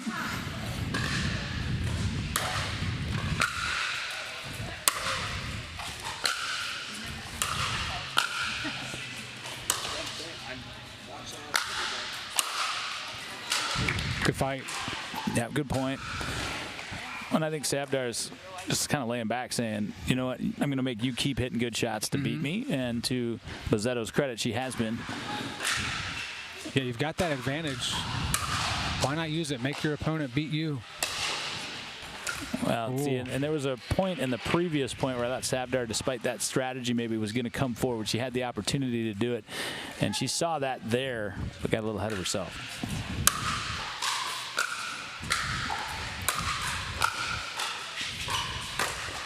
Oh, beautiful. What a great cross-court pass. You can see Bozzetto actually thought she had just lost the game there because forgot about the score freeze.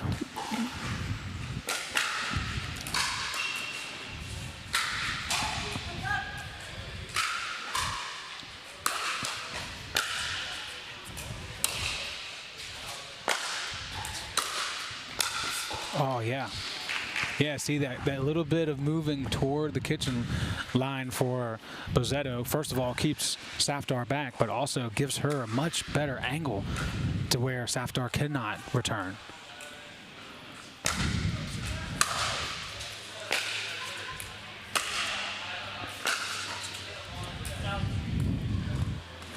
And a little back as well from Bozzetto.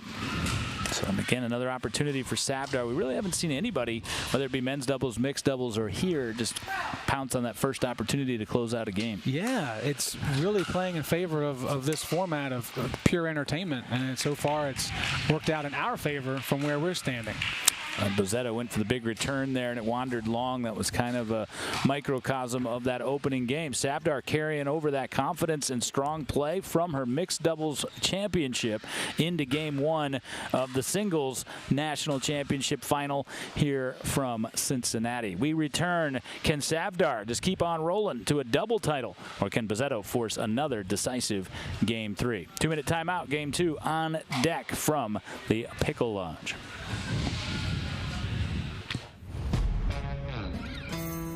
Yeah. Let's go. We just gotta go hard. I go the hardest. I bring the pain. Not what you used to. It's all part of the game. Yeah. I just gotta go hard. I just gotta go hard. At UFOS, we don't make footwear. We make shock absorbers, fatigue fighters, mobility maximizers. This is the science of active recovery. Revolutionary UFOM technology absorbs impact and reduces pressure. It's the foundation of every pair of UFOS and the key to recovering faster. This is not a shoe. This is UFOS Active Recovery. Activate your recovery with UFOS. People play pickleball for exercise, competition, or to hang out with friends. What your reason is doesn't matter to Gamma. What matters is that you play, that you enjoy playing with passion, and you have so much fun you can't wait to play again. At Gamma, we offer paddles perfect for all levels, including yours, because pickleball is about you, the player, and what feels right. Pickleball is your game. Make Gamma your paddle. Play to live, live to play. Gamma Pickleball. Party nice and party candle.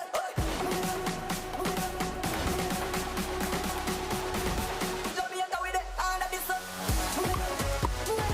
Party nice and party candle.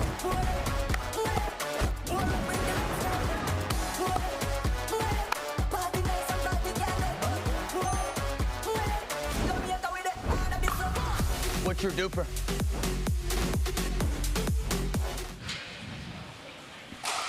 DUPR Collegiate Individual Nationals continue from the gorgeous Pickle Lodge here just outside of Cincinnati, Ohio. And as we can see, as we look at our title court here for women's singles, phase 2 of the building of Pickle Lodge is complete. And this was an existing tennis center that was converted to pickleball, and you can see it has the very high ceilings like those tennis centers and the optimum lighting. They've done a phenomenal job here. Yeah, they've done terrific. It feels inviting. The lighting is balanced across the courts, which is always a bit of a struggle for indoor spots, but they've done a fantastic job. And there's a phase 3 coming your way, too, with more outdoor options in the future. 5 more courts coming outside. Bozzetto's got to try to find something here, but Savdar just too much in that opening game. It's interesting. She was very aggressive early and then kind of laid back from the driver's seat. Well, right, yeah. From when you're that far in front, you can afford to kind of just see if the other person can work it past you and play tight along the baseline.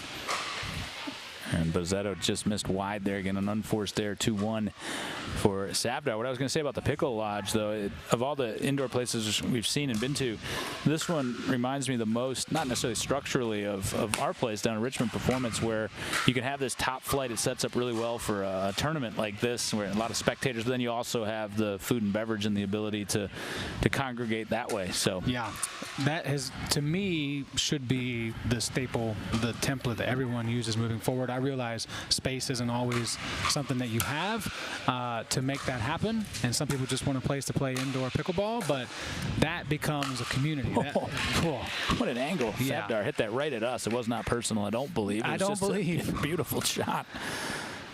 Yeah, that model is what makes a community and what keeps people to come back and to stay, and people out of town check it out.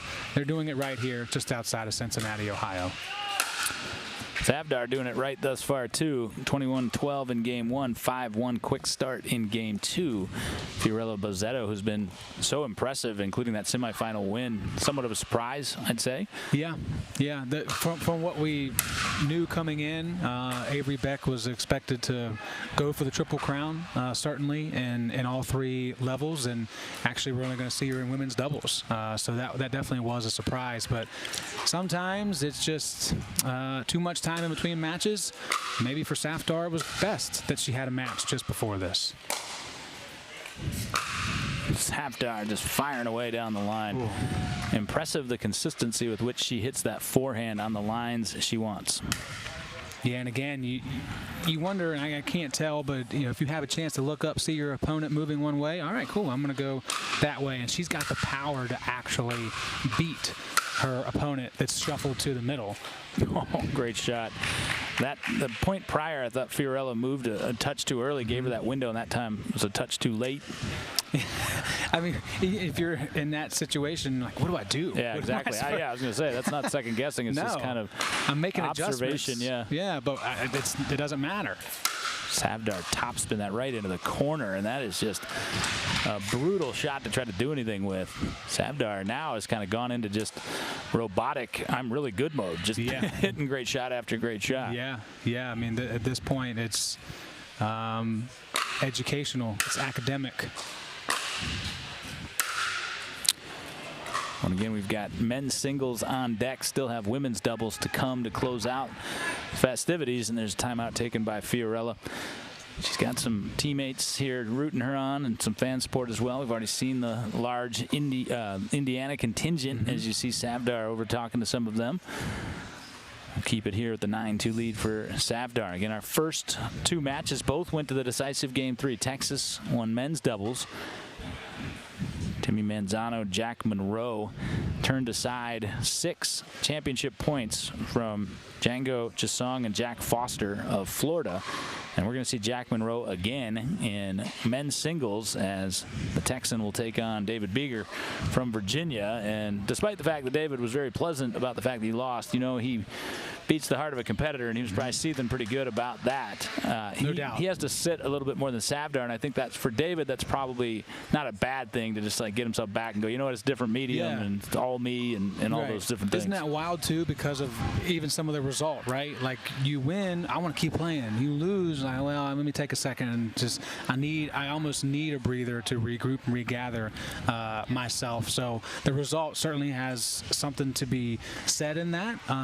Jack Monroe's been hanging out. They're still here. Timmy Manzano and the Texas team still here hanging out, ready to go and support him next. This should be a good one. This should be a really, really pounding of the chest, I'm better than you match. Just caught the line. That one did not.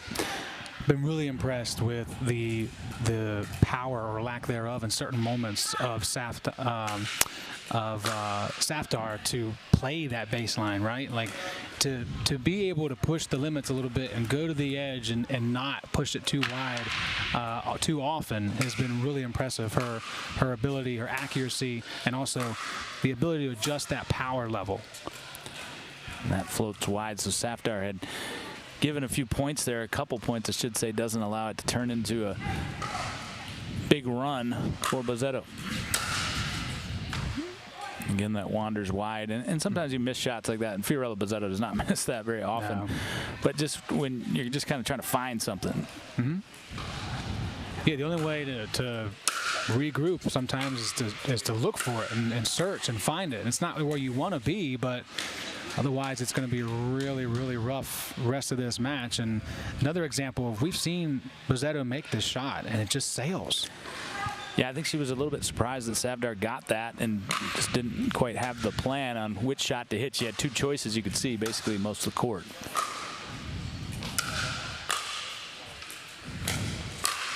Oh, my Lord. That's good. So impressive. Not just the pirouette on the backhand prior that you just see right there, but getting back around, getting grounded and ready to rip that with the forehand. To be able to regroup so quickly as well and be in the right position to put it away like that instead of running around with your hair on fire just trying to get it across the net. There was a plan in place as soon as she got back around and planted.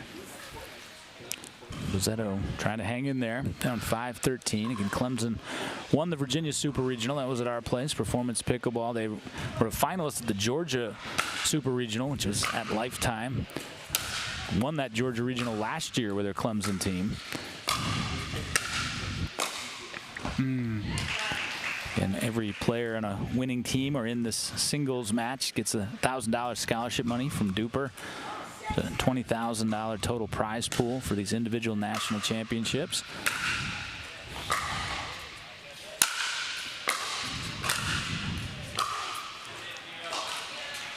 There you go.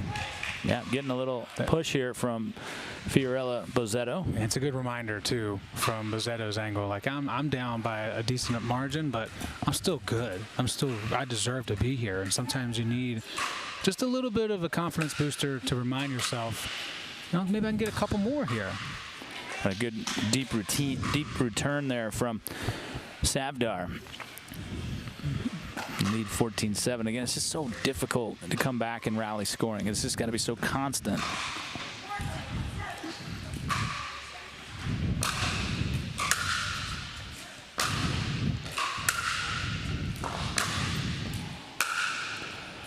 I like that. Move up. I like that.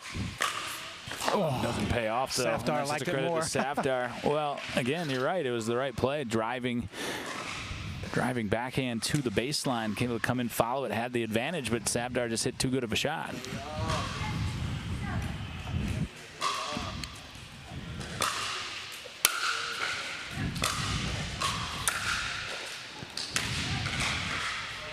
Shot looked a little fatigued, I'd say, from Fiorello Bozzetto. And the fatigue probably more mental than physical. Yeah, I think at this point that part certainly creeps in. There's no doubt that these are really good athletes. They do train constantly to be at this level. So now you're just fighting your head. And that beautiful shot as well. Yeah. Cool. Yeah, because Bozzetto did everything right on this point. Except maybe that shot prior. You know, I think maybe she wanted to try to dump that corner a little bit more. But regardless, it took a heck of a shot from Safar to make it matter.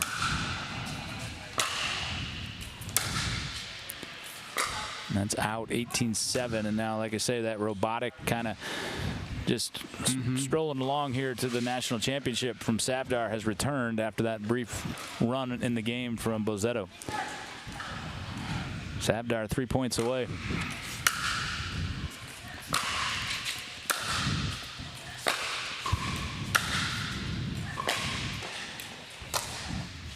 And I don't think that was even where Safar was intending to hit that, but it's been one of those matches where everything's working out for her. Yeah, I would agree with that too. I think that was, it felt more desperate in the moment to just please get it over, and it was almost perfect.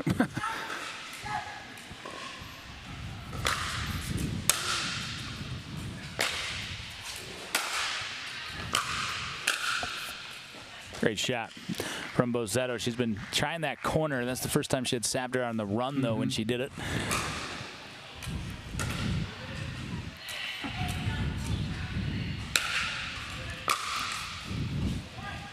Okay.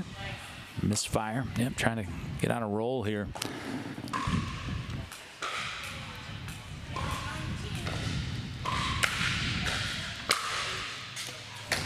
Oh, whoa. I don't know what they did to Fee, but that's Lorelei Sing Sang. Lorelei, yeah. Who we'll see again in the women's doubles. I better put my eye protection on while I'm sitting in the stands. Championship point.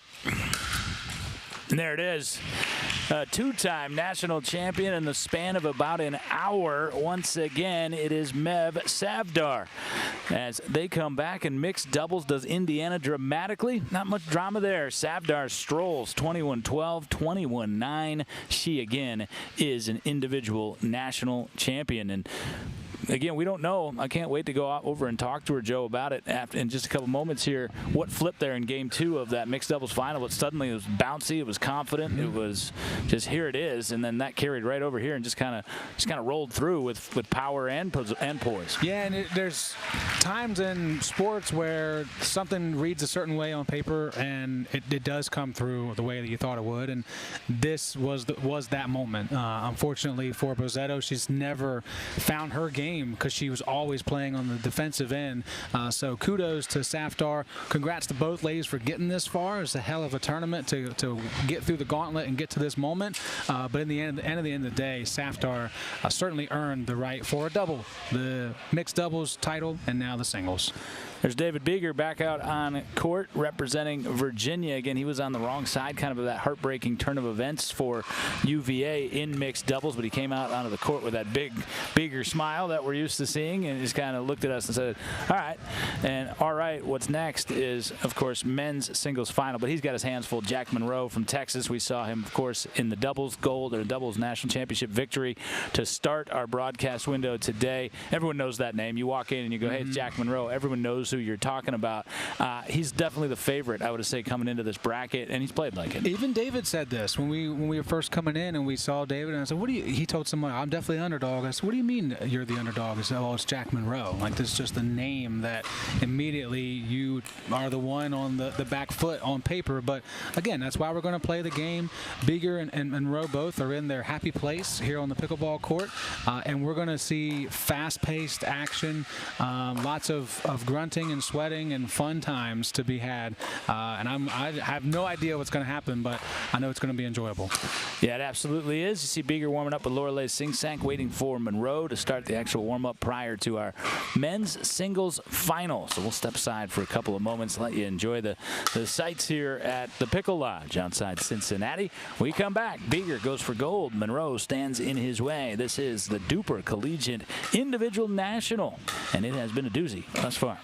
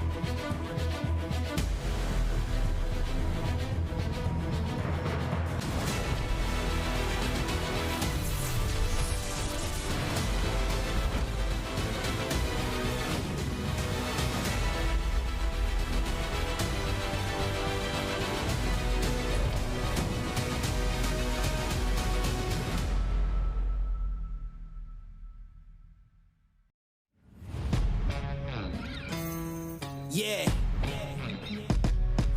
Let's go. We just gotta go hard. I go the hardest. I bring the pain. Not what you used to.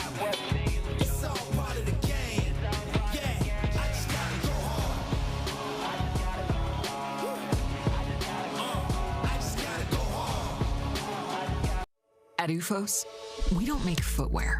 We make shock absorbers, fatigue fighters, mobility maximizers. This is the science of active recovery. Revolutionary UFOM technology absorbs impact and reduces pressure. It's the foundation of every pair of UFOS and the key to recovering faster. This is not a shoe. This is UFOS Active Recovery. Activate your recovery with UFOS. People play pickleball for exercise, competition, or to hang out with friends. What your reason is doesn't matter to Gamma. What matters is that you play, that you enjoy playing with passion, and you have so much fun you can't wait to play again. At Gamma, we offer paddles perfect for all levels, including yours, because pickleball is about you, the player, and what feels right. Pickleball is your game. Make Gamma your paddle. Play to live, live to play. Gamma Pickleball. Party nice and party can do.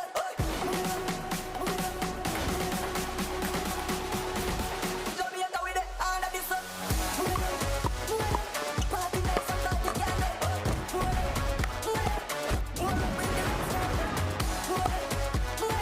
Party nice and party can do. Jamaica with the all of this. What's your duper?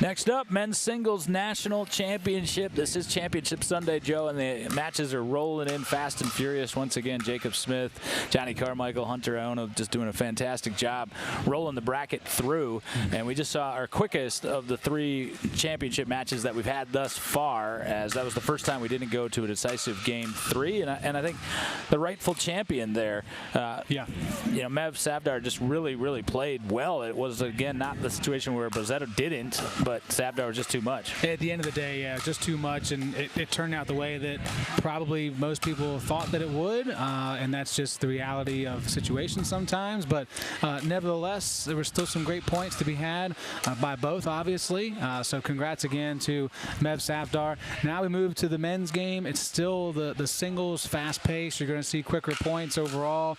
I think, again, who knows, but this will be tighter. This will be 2 guys that are very evenly matched. You look at their DUPR ratings in the singles world, 5.9 for Jack Monroe with the white shirt, David Beeger with the white hat. He's got a 5.2 on the DUPR side of things.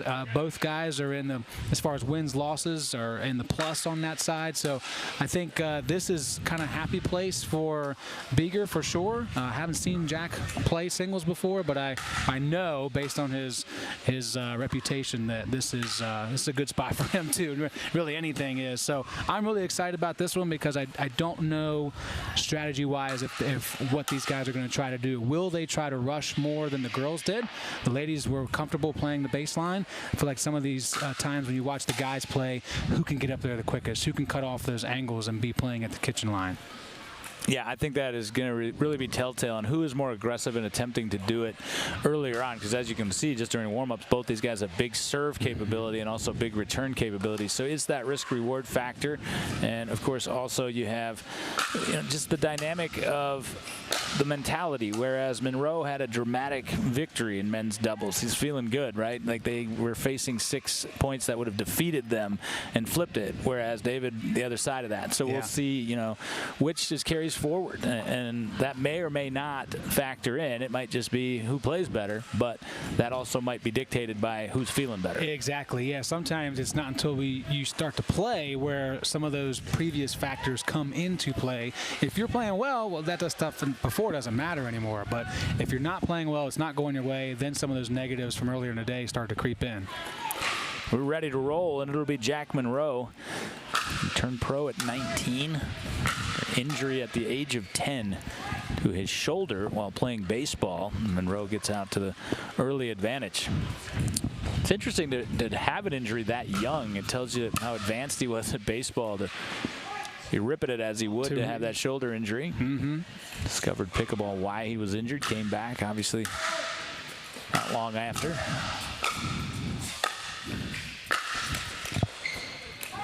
And you can see thus far Monroe has had the better of it. Yeah, and I mean, Beeger's been where he needs to be. The first 2 points were just strong and long, and that time just awkwardly came off the paddle, like he couldn't read it the way that he would like to.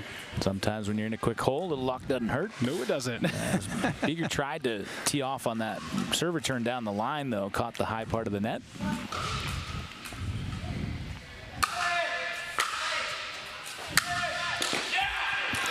Great shot there by Beeger and trying to get himself going. Yeah, he definitely is somebody that needs some of that emotion to go his way and to feel it. You're going to hear it if you're listening to the broadcast or if you're in the gym, that's for sure.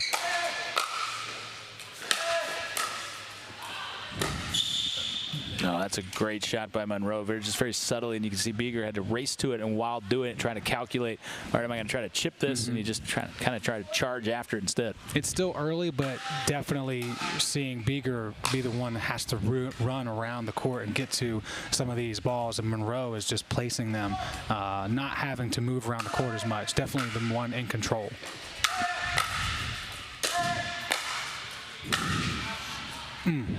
Maybe went for a little too much there, more than he needed maybe from where he was in that point. Yeah, it's really tough when your opponent is already at the kitchen line. Like, how do I get past, especially with Monroe's length? How do I get past him? I have to try to go that direction, and you obviously run the risk of going wide like Beeger did.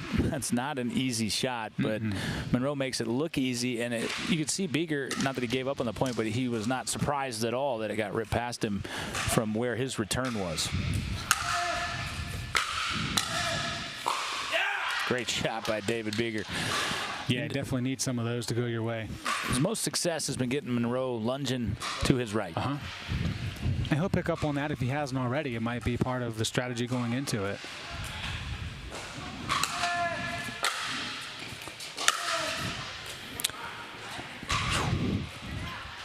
Again, just a little bit too much. That shot was there for Beeger. Same format, men's singles. I appreciate the amount of pickleball that Jack Monroe has played to be able to just, as a ball is hit, look at your opponent like, that's going to be out. Yeah. Never watched it, just knows it's going to be out. Always impressed me with baseball players. Like, you swing, and it's going to be a foul, and they don't move. Whereas, like, I'm running. Like, maybe it's in, maybe it's not. Yeah, elite vision, elite depth perception. That's all part of it. And I've talked to a lot of higher-level players, including David Beeger, about that. And he said, one of the separators when you get up to the upper echelon is the ability to read those balls out. The lower skill-level players will play a lot of balls, give you another opportunity. Yeah. And I definitely feel that, when I play at kind of the 4-0 level, how many times in my head I'm like, what are you doing? Yeah, after the fact. You just don't see that much at this level. Great pass by Beeger to a score of 6-8. Yeah, it's kind of a misleading score, right? It feels like Monroe is firmly in control, but here it is, a 2-point game.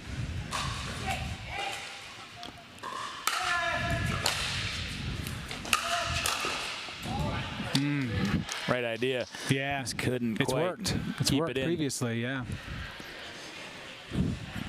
7-8, and again, you see Monroe's kind of got that cheering section, including Timmy Manzano, those Texas teammates, friends behind him.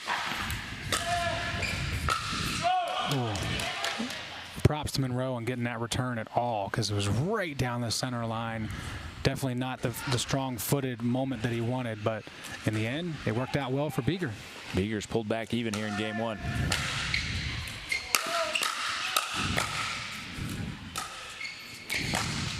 You don't get a lot of firefights. No. But ultimately that, Monroe laughing, you can tell he's got a great personality as well. He's trying to hit the impossible shot there. I thought we might get one. I really wasn't expecting the lob there. That was a lot of fun. Beeger went for a little too much on the serve. It's 9-all. Game one.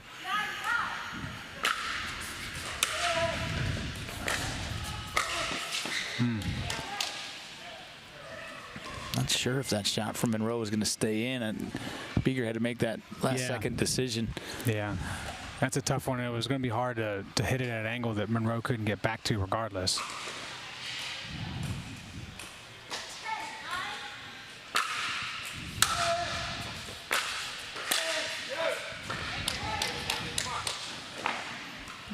Beeger displeased with his angle there.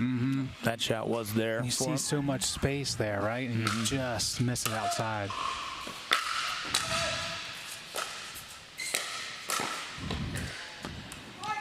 It's great cover by Monroe, and Monroe telling his friends, like, hey, it's okay to let me know it's a good shot. Messing with Timmy Manzano. Manzano looks like he's in his phone. That was his Jeb Bush moment. You can clap now. That's fine. Manzano's looking for his text of congratulations, from his double title already. He's like, That's right. I hope you win, buddy, but you gotta stay current, Beeger. Yeah, I've done my part. Excellent court coverage that time.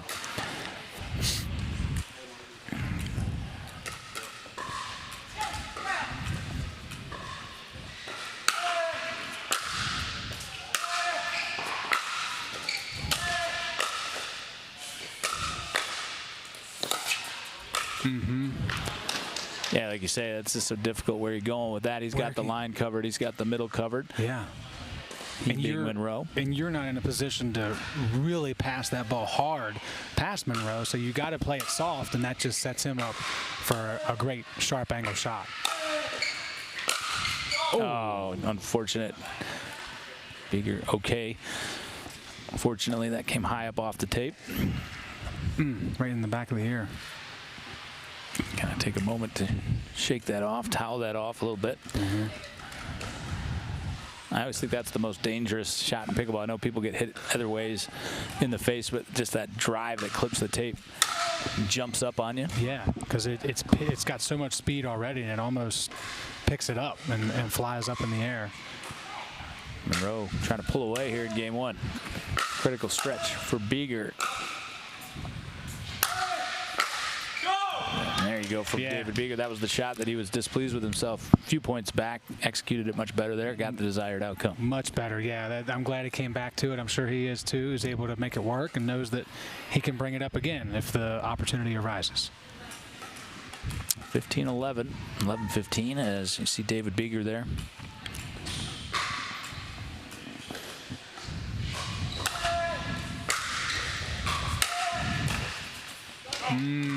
Monroe couldn't believe that, and you saw mouth fall agape there right as he hit it. How did I do that? You know what I really appreciate is he didn't look at his paddle, because too many people look at He's like, you know what? That's not Pro XR's fault. That's mine. That one wandered a little deep. Going to get a challenge from David Beeger, video challenge. Well, you see this is new technology, so challenge to Jeannie Harmon, our lead referee, and she said no, the call stands, and actually no, but that's been the protocol for refs forever in pickleball, right? Right. And she looked at us like, I guess he's going to. But she was right, and so was the call. Yeah. David Beeger checking back over. Oh, it was on the technology. It was tight. Are you sure? Yeah, very close. But it was in fact out. That was the closest one by far. Yeah. That one nearly caught the back of the line. So a good challenge from Beeger, particularly in that spot at that score. But a great call also from Jack Monroe. I appreciate that he has lived up to what he told us, that I'm going to use it. I am going to use... Is he the only one that's used it? He's the only one. Yeah. And unfortunately, he's 0 for 3. But he's the only one. Yeah, but I like that he used it. So. Yeah. And now Monroe kind of cruising off that big serve. Saw this at times in men's doubles as well.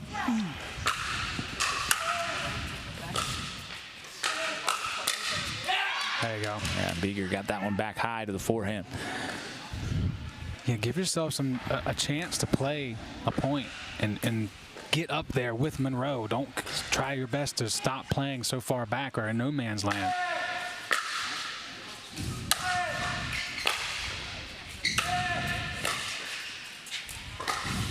Great shot. Made him guess like a soccer goalie. It's a really good description, actually. You should do this for a living, man. Especially picking a sport that everyone knows. Good job. Yeah, well, football, I guess. Yeah, depending on... But either way, point being, Monroe made the first move because he had time. Right. Monroe just kind of had to guess. Monroe hasn't been guessing much in this opening game. He's been impressive. He's a couple points away from claiming game one.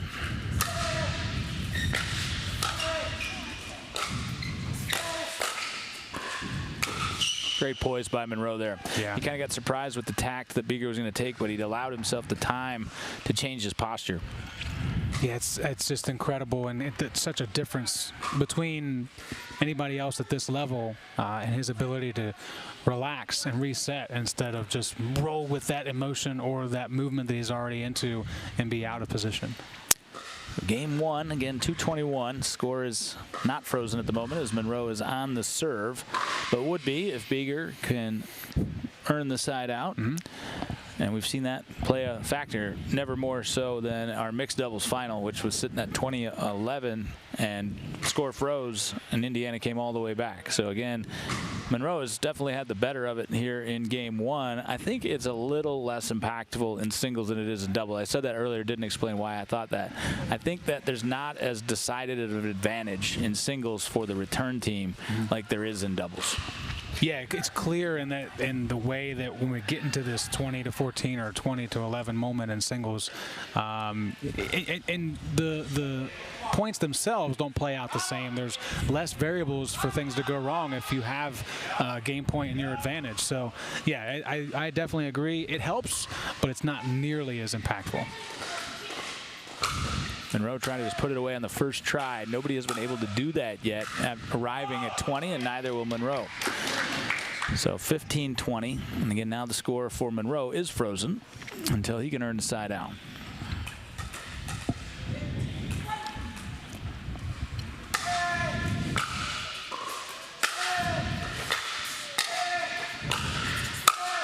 Oh.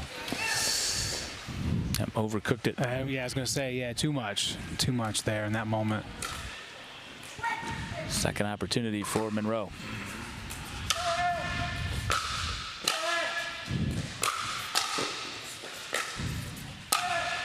Good cover and finish by David Beeger. So Monroe unsuccessful his first two attempts.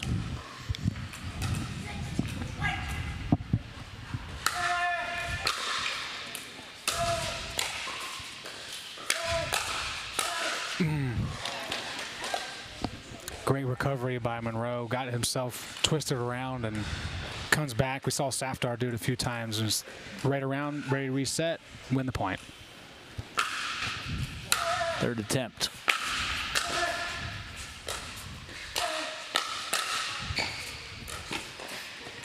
It was great poise to slow down and try to do that, but the tape just really threw it off there. You saw the bounce was elevated from where it would have been. So here comes Beeger now, 17-20. And what Beeger has not been able to do is get that side out and then add a point or two until now. 18-20.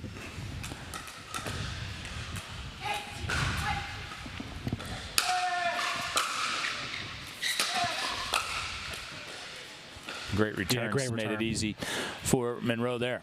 Yeah, helping him, his future self out next time the ball came back to him by putting that placement there.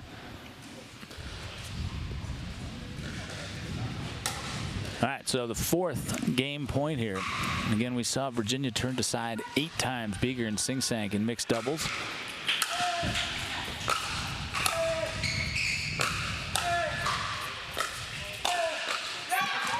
And Beeger right there again now at 19-20.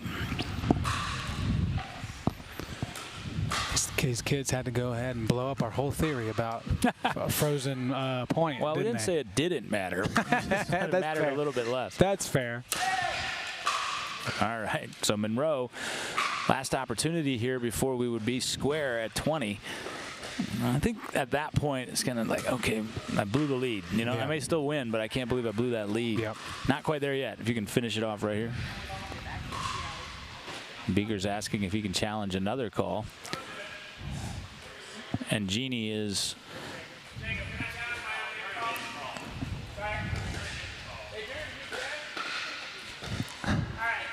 Beeger made the call of in and then wasn't quite sure and said, can I challenge the call? They do it in the PPA, but you do not do it in DUPR Yeah, collegiate and the rules pickleball. that we have, you can only call challenges on out balls. And there it is. So you see the deep exhale on that breath from Monroe because he felt like he had that game one pretty handily, while and ago. Beeger came all the way back. So let's see if that's impactful when we go to game two. Beeger will be trying to force a decisive game three. Monroe trying to make it our second double championship of the day and join Mev Savdar, who's already done it for Indiana. Monroe impressive in game one. Beeger hang in there. Game two straight ahead in 2 minutes.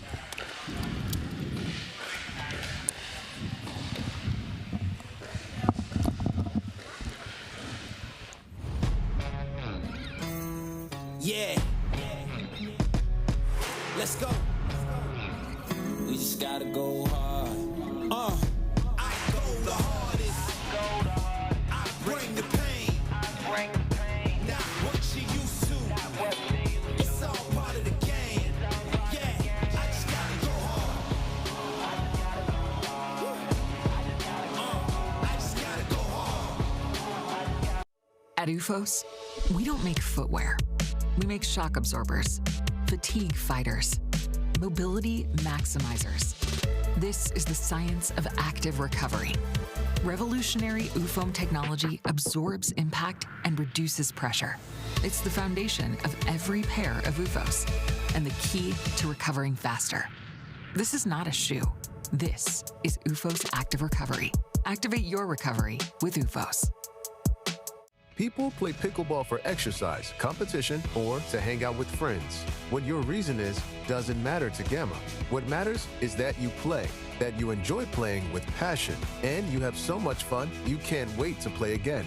At Gamma, we offer paddles perfect for all levels, including yours, because pickleball is about you, the player, and what feels right. Pickleball is your game.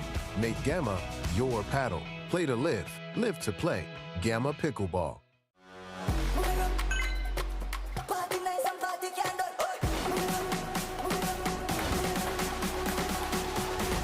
Jamaica with it, and this one. Party nice and party candle.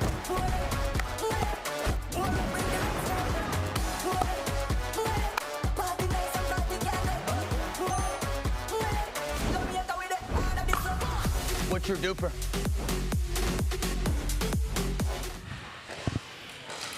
David Beeger will own the serve to start game two, but Jack Monroe from the Texas Longhorns owned game one and has that 1-0 lead. Again, we've played 3 championship matches. 2 of them, Joe, have gone to a decisive game 3. The one that did not was women's singles. Yeah, I believe the score was a little misleading from the first game in this match. Monroe definitely had the better of Beeger throughout most of it, but score freeze helped Beeger get back into it, and he has to believe that he earned that ability to come back by his play and see if he can carry it into game 2.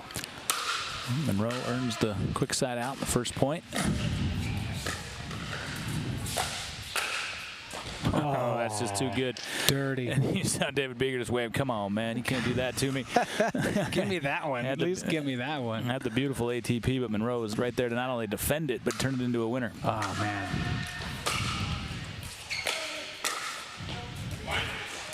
Just a little bit wide, and then Monroe wanted that back, although that was certainly a high level of difficulty on that shot.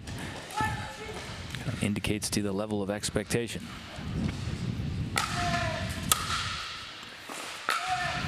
Oh, wicked pass by David Beeger, 2-all. That's some of the shots that we saw Beeger make in the semifinals. Those kind of almost impossible, the way that drive drops right across the line. Yeah, we saw him hit that exact shot, and we saw him hit a nasty forehand dipping cross. He was playing Django Chasong from Florida. But ultimately, you just see the skills from Monroe kind of win out more often than not in terms of a lot of times he's in great position setting himself up. When he's not, he's athletically gifted enough that he can get himself out of it. He's still able to get out of it, which is incredible.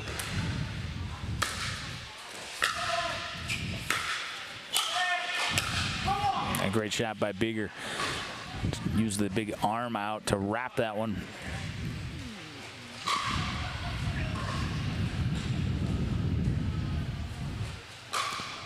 Last DUPR event until the fall, John. It's we got to soak up this moment. Well, school's out, man. That's right. Yeah, this is it until the Florida Regionals, Super Regionals in September. Beeger just missed wide there. Asking his friends, and was that out? Should I challenge? And one of his friends said, way out. I don't know about way out. Think about your success rate also, David. Yeah, ask us first. Oh, that's a sinking feeling, because 9 out of 10 times that's out, and it just yeah, that's a coffin corner. That's a useful shot right there from Monroe. Yes, that's a Ray Guy punt right there, man. Coffin corner. Yeah, I like that reference.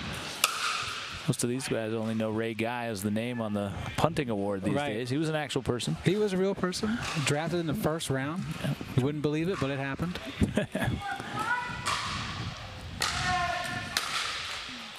Oh, and Beeger went big on the serve, paid off for him. Back to 5-all. Game 2 again. If it's Monroe here in Game 2, we're all done. Monroe's a double national champion. Go along with his men's doubles gold. Men's doubles, men's singles. It's a good day. Nobody had the opportunity for a triple crown after the semifinals, I should say. Plenty of players played in all three. Beeger, well, you can tell him and Monroe know each other well. They've played plenty of times in both formats, and that's what I really like about DUPR. When I first noticed this, I got introduced to the collegiate game by Derek Crage, who is now graduated. By the way, congratulations to DK. He got married this weekend. Oh, yeah, that's right. So big congratulations. Yesterday, congratulations, Derek. But not only introduced to this, but also introduced to the UVA team, which, of course, Tech and UVA, where we're from, big rivals. But all these players just know each other really well, and that now it's Monroe saying, "Stop it, come on."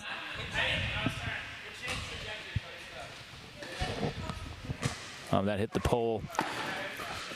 That hit the pole, and that is out by rule. And that was a good read by Monroe. He said it changed trajectory, which it wouldn't normally do like that off the tape. Off the tape, yeah. Kind of hit the top and slid off the top of the post. David Beeger fights through it anyway. And stays in there at 6'8". Yeah, to pick up off your point about like the camaraderie, there's when you're on the court, there's a little bit of rivalry, but some of these players play PPA, APP, and they need a partner, and we can't worry about that you went to this school and I went to that school. Like, we need to do what's best for our team at this particular tournament. So it makes it unique, and you can see there's a mutual respect here that otherwise a different sport maybe you wouldn't have. Yeah, I mentioned that early. Beeger was playing Django Chasong.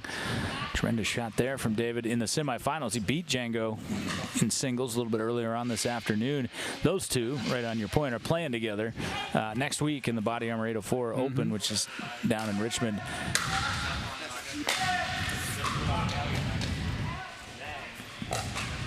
I've seen David play with some older players too. He played a recent tournament with Yusuf Bouzidi. That's right.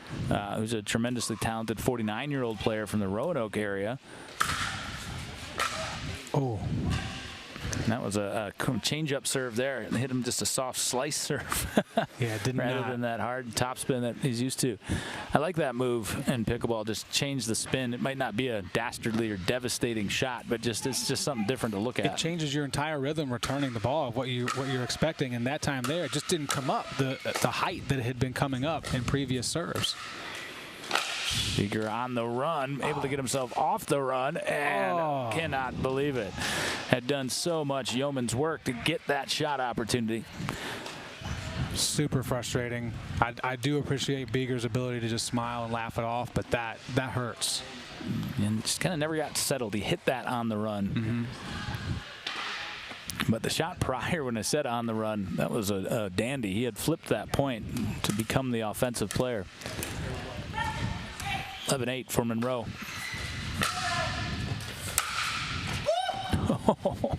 Monroe just rips it on the pass. I mean, Watch this right here was good. And then that. Just clipped the line, too, but Monroe knew it. He had the best view of it, like a baseball umpire looking down the foul line. And there's a replay confirming that call. Great look. A close call replay. Won't need it here. 13-8 in Monroe. Same thing in game one. You know, it's kind of point or two, and then in the middle, he just kind of out executing for a few points, grabs the advantage, and then this feels like a repeat. Wins the match. It absolutely 8-8, does. You know, we're saying like, okay, here we go, and then Monroe kicks it into another gear. It's funny. I used to say that about Tony Bennett, UVA basketball. Speaking of Virginia, it's kind of the same thing. Hey, we're sticking in there, a couple 3 back, and the next thing you know, 10 back, and the next thing you know, it's over. It's over. And Beaker said, "To heck with that. I'm not going by that model." I don't want to see a similar result as game one, so let's change it here.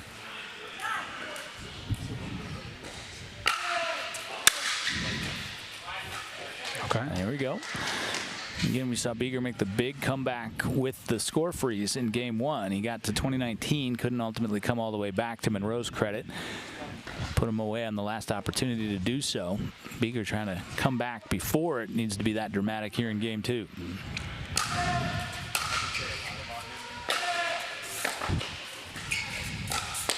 I was going to say, if Monroe got that, Beaker may have just...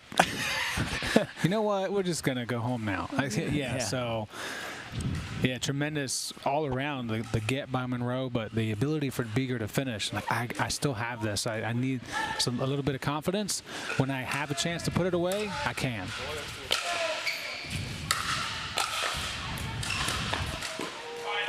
Such a good shot by Beaker. The shot prior there. Look at this. Yeah, 'cause that's also spinning away subtly, but it's spinning away. So Beaker, there you go. It was 8-8, and it was 14-8. Now it's 12-14. Yeah, and to your point, he's not letting it get away from him and having to claw back and use a rule to get back in this match. Oh, great point. That was a really good shot by Monroe, and Beaker just went and got it. And Monroe saw that there, kind of indecisive. Yeah. That's because Beaker hit the cross on the point prior. And I like that Beaker didn't, to your point earlier, didn't run into that ball. He ran parallel with it, and here we go again. Very next point, we're going down that line. What a passing shot. All right, Beaker to 14 all.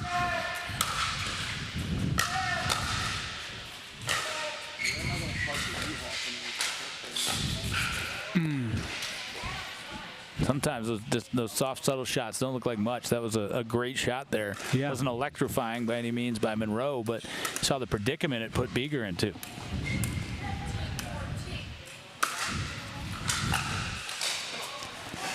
There was that slice serve again. Yeah. Took it out wide. Hasn't done it much, but it's been effective. By my count, he's done it twice, and it's been effective both times. Both times, yeah. To know you have that in your bag and to feel so confident about it, it automatically makes you more intimidating to a player, especially, Beaker's had to see it twice and couldn't do anything with it twice. Yeah, and Beeger now takes a timeout at 16-14. Again, he doesn't want to get into that same spot he was in game one, where he needs the score freeze to help him come make a comeback. And he can't. Right? This is it. You either win this or you're on the second place podium again. So, right time to use this. Take a breather. Take some Gatorade. Check things out, regroup, and get back to work here. There's definitely way more positives coming here from game two, which should lead to, I can do this, that self-confidence of this is mine at this point, regardless of the score, and we'll see if the execution can follow that mindset. That's always the last and most important part of the process. Indeed it is. And just to recap where we are today and what's still to come, we have women's doubles on deck. That'll also be the final match of these individual national championship. And that will feature Utah Tech. You can start to hear and see them warming up on the court behind David Beeger, taking on Virginia. So Beeger has Lorelei Singsank spectating for him right now. He'll be in the opposite role for that match as Singsank will take part once again. Monroe, a beautiful rip at it there for a 3-point lead. Already has won doubles gold today. His partner, Timmy Manzano. Beeger just kind of an unforced error there off the timeout. He just stepped into it too much and kept it flat. Yeah, Monroe tried to pressure, and Beeger was equal to that task. And it's still impressive, no matter what the score is or what the level is, to stay that composed in this moment of I'm down 3, I need a miracle, or I'm going to try too hard, and you end up giving them away 3 or 4 points.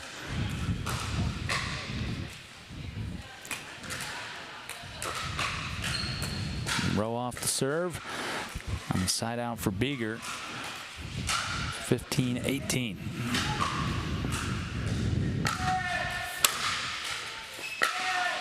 Oh. Well, and there's that cross that I talked about from Beeger that has Monroe just guessing a little bit when he's coming in. He's not quite sure where he's going to cover both sides.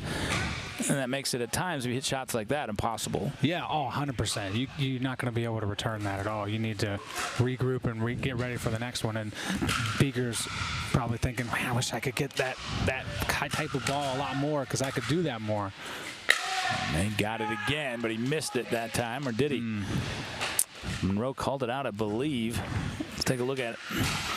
No. Oh, that's beautiful. I think actually that he was just saying thumbs up. Oh, okay. I was gonna say, yeah, that was way in.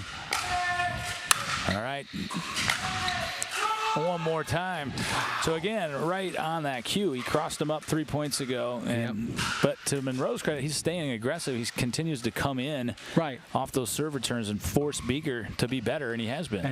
He's been up to the task. Monroe's not doing anything wrong. He's playing the right strategy. It's just that Beeger's now found out how to beat that strategy. Yep, and now he stays back. And Beeger makes a mistake. So you just saw that's the change right there. He had come in about 5 points in a row, and Beeger had gotten the best of him. Beeger laughing, even in the height of drama, just making jokes, entertaining the crowd. Monroe 2 points away from a double championship. A little tape help to take him to the precipice. I'm just looking around over here. We've got a dog here at the Pickle Lodge, too, just like we do. Yeah. I saw that on their social media. They got some mascots, too. Well, I point that out because he nearly wandered on the court. 20-18, that'll do it. Jack Monroe takes it in straight games. Monroe, our second double national champion here today. We congratulate him and also David Beeger, a couple of runner-ups here in both men's doubles and singles. That was match 4 of 5. The Longhorns have their second national championship of the day. Men's singles joins men's doubles. Indiana already can claim that as well, too. Mixed doubles and women's singles. One more to determine our women's doubles champion. It's UVA and Utah Tech. We'll be back in for it in just a few minutes here at the Pickle Lodge, where we bring you the DUPR Collegiate Individual Nationals.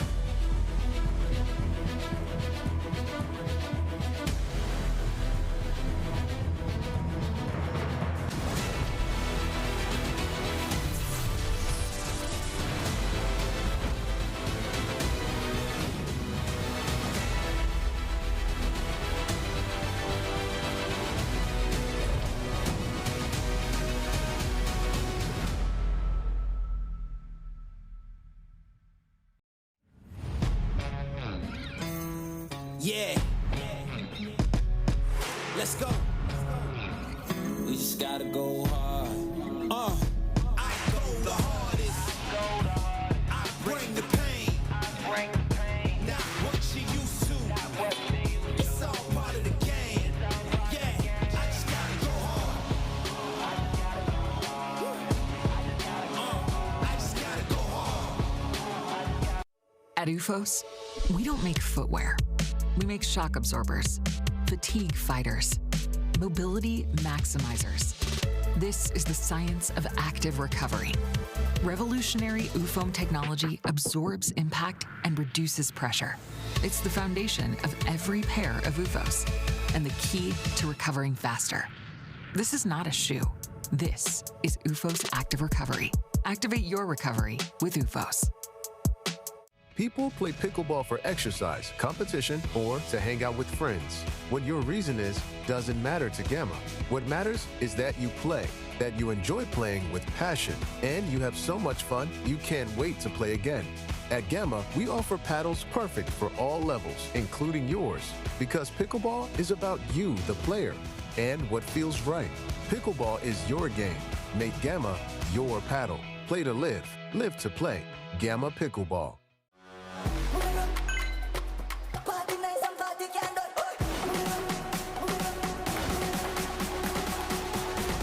Jamaica with the hand of this.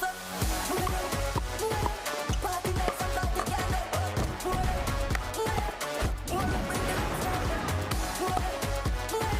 Party nice and party can do. Jamaica with the hand of this. What's your duper?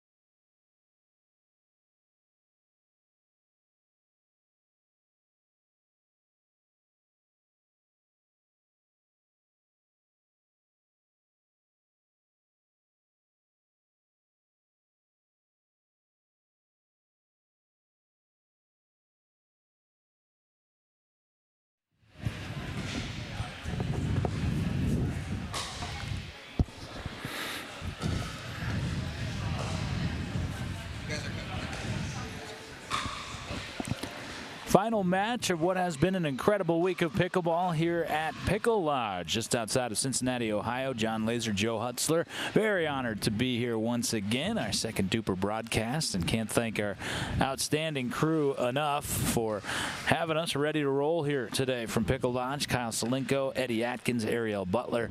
Appreciate it very, very much. We also appreciated the invitation from our friends at Duper, Jacob Smith, Johnny Carmichael, Hunter Iono, and that relationship for us continues to grow with Duper. We love that.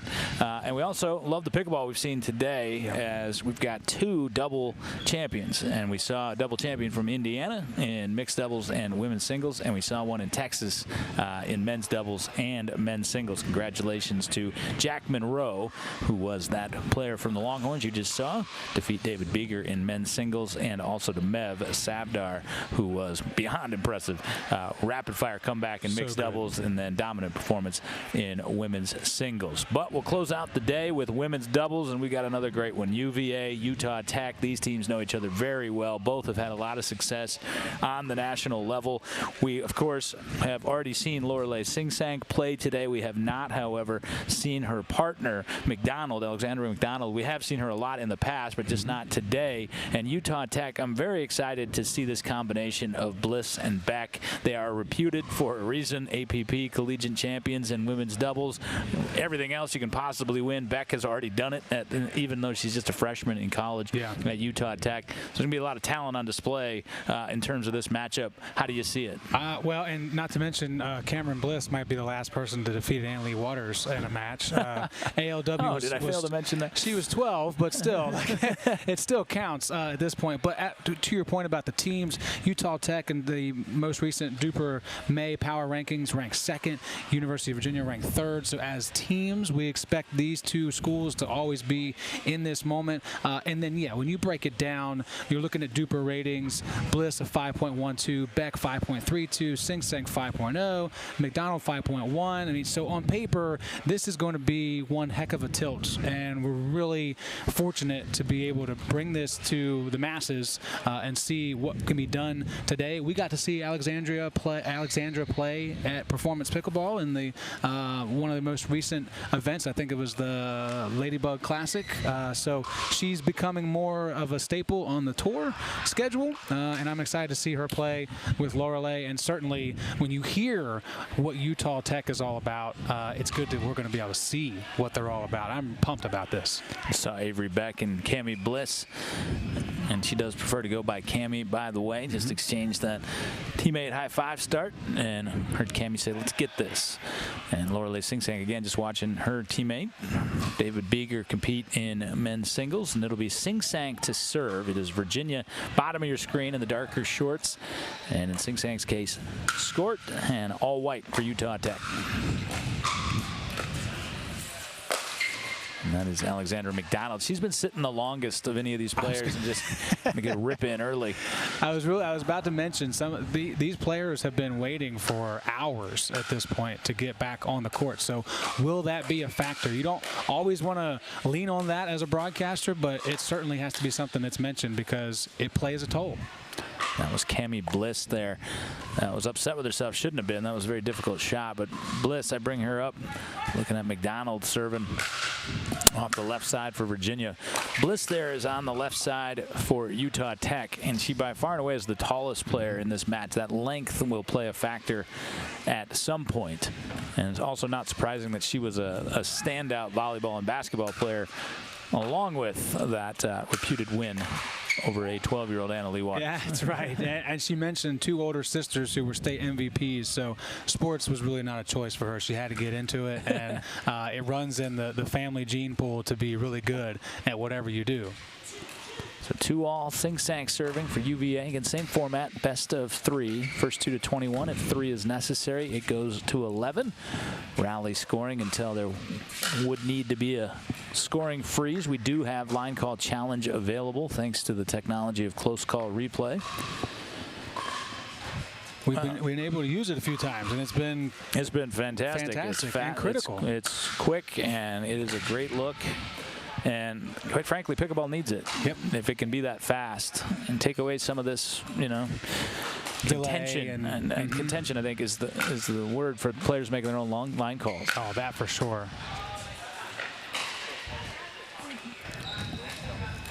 EVA kind of off to a solid start here in this match.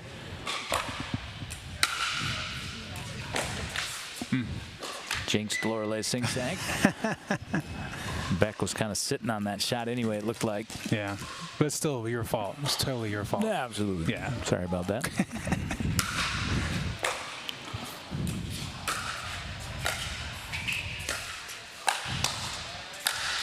Yeah, it was 2 shots prior. Beck wants that one back. Sing Sang didn't put it away, but it wasn't a matter of or if, it was a matter of when. When you're posted up like that, both of you just standing tall on the kitchen line, it's going to go your way 9 times out of 10.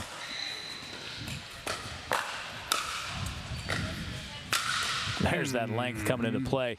And you can see how she can lean out over that kitchen line and essentially hit that right above the net. Yeah, I don't know how you defend that, and over time people will figure it out, but that's going to be a massive advantage for men and women that have that length and are able to keep it controlled as well.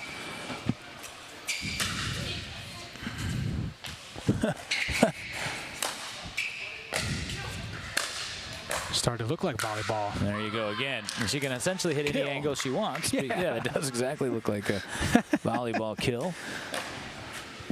Oh, it's just, when you watch it from that angle, because we're off to the side, it looks so mean. And you just feel for the ball. I'd have to ask her after Cammie, that is, if she was a right side hitter, because that's essentially what she's playing in pickleball. And I know you're proud of me that I know who the right side hitter is. I wasn't even gonna. I'm just gonna let it roll. I'm like, that's great. That's such a good pickup. Great shot by Beck, Avery Beck. This is more like it. This back and forth action, these points developing, the strategy coming into play, both teams feeling each other out, trying to get the blood flowing again after sitting for so long. And Beck was defeated in the semifinal of women's singles by Fiorella Bozzetto from Clemson, who was then defeated in the final. Mentioned the double championship for Safar. Fly swatter shot there from Bliss, but it paid off. Yeah, that was certainly not textbook, but sometimes you have to write your own pages. Avery Beck, 20 years of age. She also played Anna Leigh Waters. Recently. Got pickled in the first game, 11-0, but to her credit, she came back and got 8 off Anna Leigh in the second game. That's tough to do. A lot of times those matches are kind of, you get the 8 the first time, and then the world #1 says, hold on. But other way around. Yeah, clearly some great adjustments made by Avery in that, and that's all going to help when it comes to these moments. Even though that was singles, that you learn so much about yourself that you can apply it to your doubles game and therefore help your partner. Too much, I think. Nope, that was in. Wow.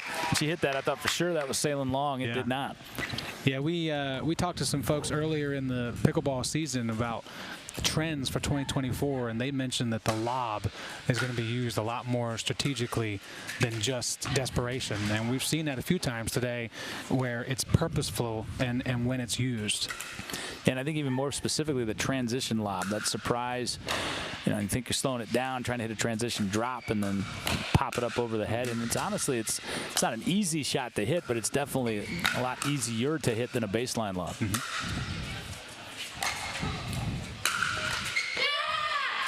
And this is another thing you're going to see a little bit more of. I've been noticing it just in my own games, not me doing it necessarily, but the lob into the drive. Yeah. Kind of get somebody stretched out, having to go up and get that lob, and then just rifle shot. And is that more of a you decision, or on your game, what works best for you, or you just feel like that in the moment is the right play overall? I'm not. Sometimes it is, sometimes it's not. Okay. I'm just saying I've seen a lot more people do it. Yeah, it used to just be kind of a lob, you get yourself back in, and then maybe slow the point down. Slow it down. It was thought, it was almost like a secondary drive or a fifth shot drive after you drove the third. Frowned upon. It doesn't seem like it is so much anymore. Right. Well, everything with this sport certainly is changing rapidly, and some of the things that were taboo 5 years ago, if you shouldn't even do that, are like, well, strategically, it's the right thing to do so we can win.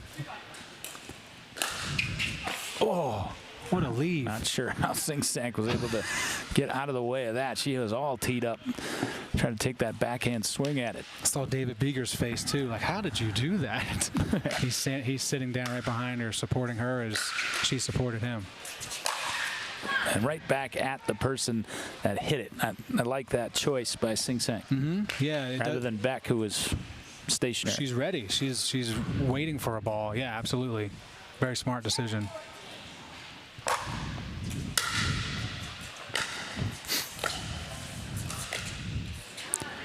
Outside of women's singles, we haven't really seen one of these matches get to a one-sided score.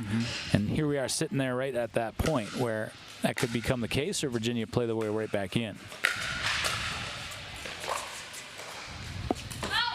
And that one just an inch back from Sing Sang. Yeah, she's good. She's tapping her chest saying, "My bad," but I like the move. It just didn't work out. Yeah, that topspin aggressive drop, particularly when you haven't been utilizing it. Caught Sing Sang a little off guard. Pop up, easy put away, timeout. Timeout taken by Virginia. We'll stay here. 17-10 is the score. Game 1. Again, first to 2 wins, whether that's in 2 games or 3. First 2 games to 21. Third game, which would be decisive, to 11. We've seen that scenario twice in both of our doubles formats earlier, and we saw a clean sweep in both singles that did not go to a decisive game 3. So interesting. We'll see if that holds true again here in women's doubles. Yeah, you wonder if that's a real trend or not, but you have to kind of hope or be, educated if you are in Virginia's standpoint of like, well, if we don't win this one, it's happened already today. Plenty of people have used that second game to bounce back. And in most cases, we saw that in men's doubles. We saw it in women or mixed doubles. The team that won the second game wins the match. So if you don't win this first game, today has proven that you still have a chance to win the entire match.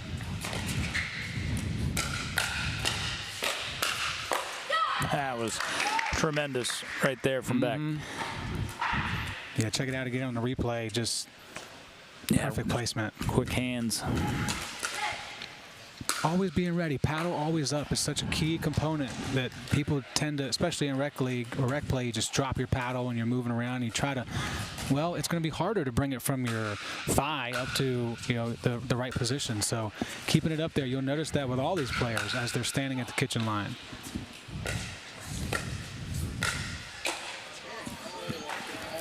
Got a little back off the kitchen line there for whatever reason. Did Cammie? Yeah, it sounded like a dud off the side of the paddle, too.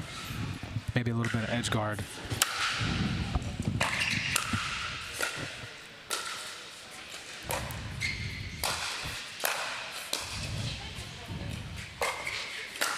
Oh, great shot, great spot there from Lorelei Sing Sang. Yeah, I couldn't tell what Bliss and Beck said, but they were talking after that volley chance, so clearly they were kind of out of sync in that moment. Well, I think they would have been better off if they would have let Beck take the lob. I got it. Okay. I think that's what she was saying. I was there. Yeah. Well, yeah, she would have had the forehand versus the and wasn't really retreating. Mm-hmm.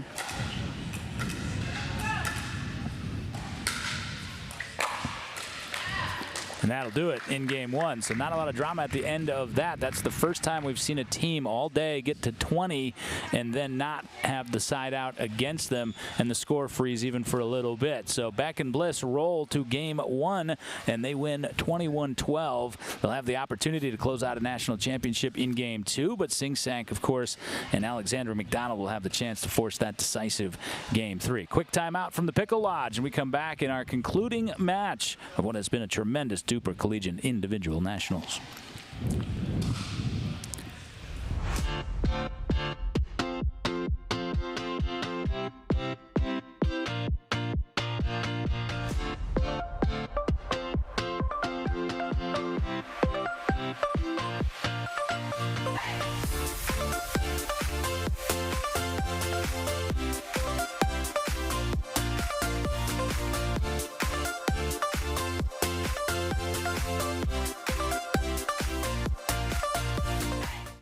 At UFOS, we don't make footwear.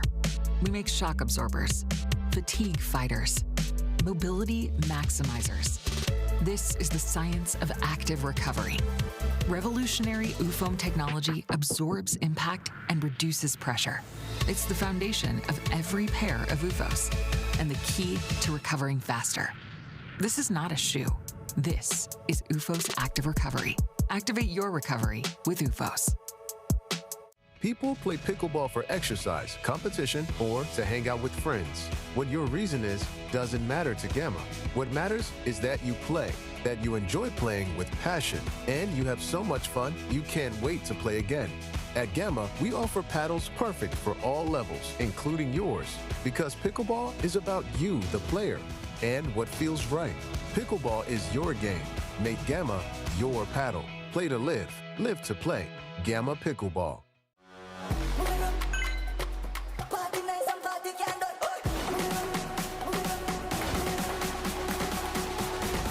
Jamaica with it, all of this up. Party nice and party can't do it.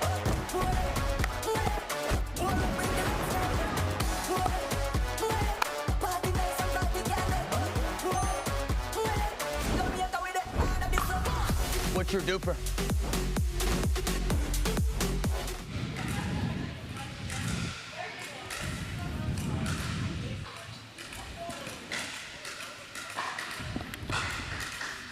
John Lidge, Joe Hutzler, as we come down the backstretch of this DUPR Collegiate Individual Nationals Week here just outside of Cincinnati, Ohio at the wonderful Pickle Lodge. Joe, I know you and I are excited about after this is over, not that we want it to be over, but to experience some of the food and drink here. We already had a pizza for lunch. It was delicious. Great. For the record, we've both got different pizzas, so whatever you choose, go for it if you're here. All right, Utah Tech pretty dominant there in game one and a great start to this point. The length, you just saw it there from Cammie Bliss, I thought was the difference. Beck was just very steady, and Bliss was in great spots most of the game. Yeah, you're starting to... That's the Alexander McDonald we're used to seeing. Yeah, that's what we're used to seeing. Yeah, exactly. Yeah, Cammie Bliss says that she loves to play spike ball, and we can see why. Lots of spiked ball style finishes here, and you got to find a way to get around it. You got to find a way to play away from that and not give her that opportunity. McDonald looking for the ATP, but really wasn't there. Kind of that impossible angle. Early slight advantage for Utah Tech. Nice shot. Nice shot by Sing Sang. That's the second or third time she's found the perfect spot between that Utah Tech tandem. Yeah, neither one of them were settled or ready in that moment. They were in transition. Exactly what you have to do.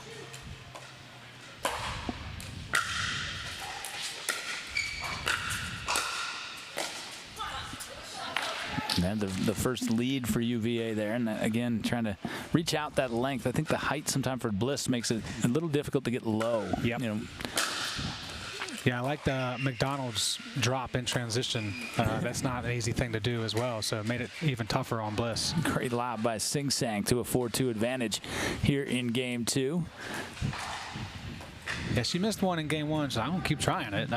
It was close, so I'm not going to forget about that. No, that's definitely a part of her arsenal. I see her use it even in rec play quite a bit. Yeah. And she's very tactical with it. And now a quick start here in UVA for UVA in game two. They needed it, and they got it.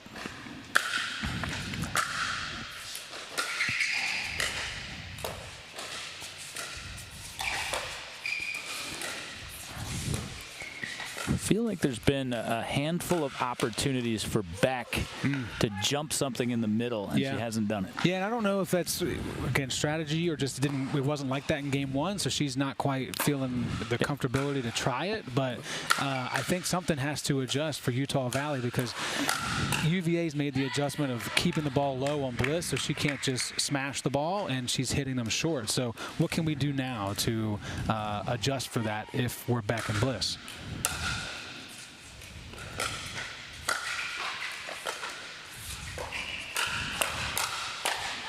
Oh, and Sing Sang nearly caught the ponytail there of Beck.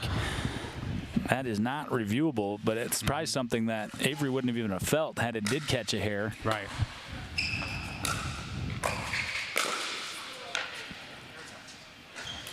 That's always a tough one when you're on the move in transition to try and get that across. It rarely doesn't touch the net.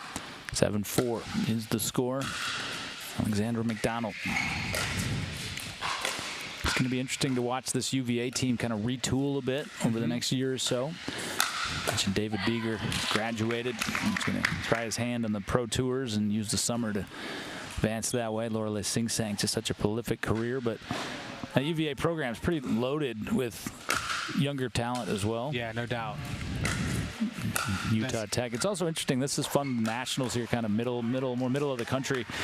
You know, we know about Utah Tech. We know they're amazing and see their win percentages and sometimes their matches, but to actually get to see them in person as well with some of the teams that we see a lot on the eastern side of the country. Yeah, it's an interesting feeling of just feeling grateful to have the opportunity to see it, because again, it's something you hear or you see it on live streams, and it just doesn't always translate until you're here and in person, and it makes perfect sense as to why they're so successful, and just see the different styles and the different personalities and the different bios of where they grew up and what was available to them. It's eye-opening. Get out, people. Zoom out. Check out the world. Great random life advice from Joe Hunter. And you should start with the Pickle Lodge here in Cincinnati. Yeah. Come on down. Check it out. All right, all square at 8. Utah Tech steadied themselves a little bit, but Sing Sang got it on the foot, the left foot there back. Yeah, UVA for them, it's like we had the advantage pretty largely. Like, we don't need to adjust too much. We just have to continue to scratch and claw. Don't leave them up like that. More like that, even more so for Bliss. Bliss, again, has that volleyball background. And mentioned it with the baseball pitcher and the former baseball pitchers. It's the form. You know, you've got that swing. It's already part of what you do. And you saw right there on that replay how far out she's able to get to that ball. It doesn't drop. It's right. It's perfect for her. King's got that swing, too. Yeah. It's kind of a carbon copy moment here. Bam. Look how low she got, though. So that was still an overhead rather than a 3/4. Yeah, that effort's not always something that you see when you're just playing rec, especially that scorpion effort of getting low, and that's when the ball sails long beyond the baseline. Phenomenal angle again, right down the middle. Found the gap, and the reason the gap was there this time. Watch this patience from Sing Sang. Wait, go. Yep, keeping it kind of not in a rhythm, and clearly Bliss and Beck weren't ready. Didn't have the call. Help from the tape will certainly help. That's been really key in game 2. Now, obviously that was the tape that time, but I still go back to that adjustment of keeping it down. You can go to Bliss, that's fine, but make her go down to the ball. Sing Sang once again lined up that lob. Set her up for success later. Avery Beck will be beside herself there after that point. There's a confidence level that we haven't seen too much from Sing Sang. We're used to seeing it when we see her in Richmond, and it's showing now. There's a swagger when she walks back to the baseline.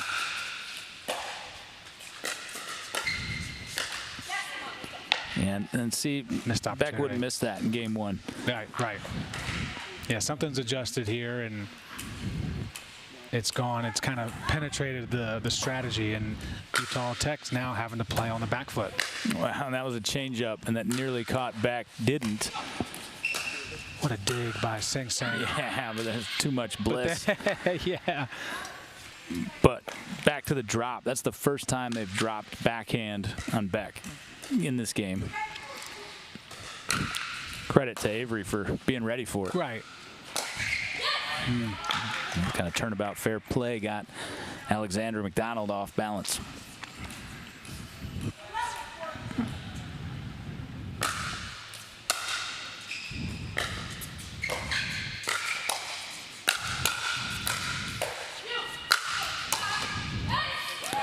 Great call. You could audibly hear you and Beck ready to jump into the fray. Yeah, just the right angle, the right call. The forehand should take that. That time did get it to the backhand of Beck did Sing Sang. So kind of that cross up, changing the pattern a little bit. 15-12, Virginia trying to force a decisive game 3-11.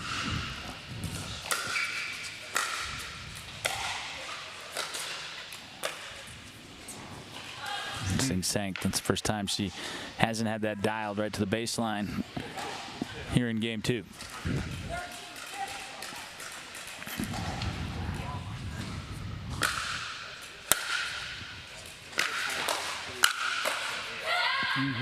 And Bliss. It's going forward like that. It's just tough to turn back. That looked more like game 1. That looked more like the speed that Utah Tech wants to play. They want to be in control and be the aggressor. Great drop. Was particularly the depth of that return doesn't pay off because McDonald maintained her composure there. It's a really good point. Yeah, she did. There, she could have easily. Oh, I thought somebody was taking a timeout. Play on. 16-14. Whoa. Got the tape. Not sure she needed it. Certainly helped. Yeah, maybe. Beck was kind of right there.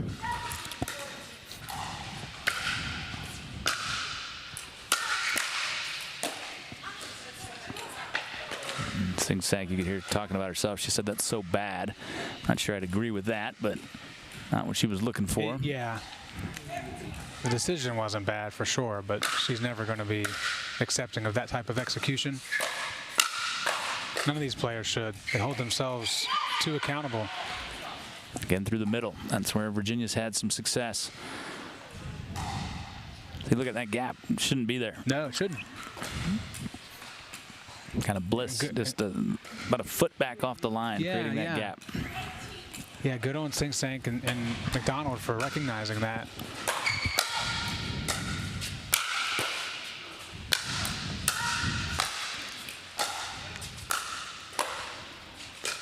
Yeah.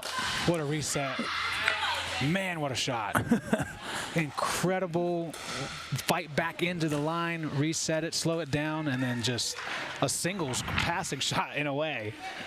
And we'll take a timeout. Utah Tech will. We'll keep it here. Utah Tech will take the timeout. Virginia leading 19-15. Behind our score graphic, you can see Sing Sang and McDonald over there conversing with David Beeger, who remains a spirited supporter of his teammates, despite the fact that he was disappointed, I know, in a couple of runner-up finishes. That shouldn't be a disappointing result, by the way, but 2 opportunities at a national championship for David. Yeah, now trying to cheer UVA on to what would be their lone championship of the day. We've seen Texas and Indiana with dual championships today. Yeah, in our last, as mentioned before, DUPR event for the spring. Back in action, Florida Super Regional on September 21st and 22nd. And, of course, you've got the big one, the CNC at the UPA World Championships in Dallas, Texas, November 1st through the 3rd. 64 teams, about 600 players. Going to be the mecca of pickleball that weekend for sure. And if it's anything like this in the talent pool, this small talent pool, if you're able to see it, you should go see it. It's going to be incredible. Yeah, absolutely. And again, you kind of see some of the re-racking from the teams as you get back into the fall semester. And you know DUPR and their partners are going to just continue to grow this thing in the months that precede it. Yeah.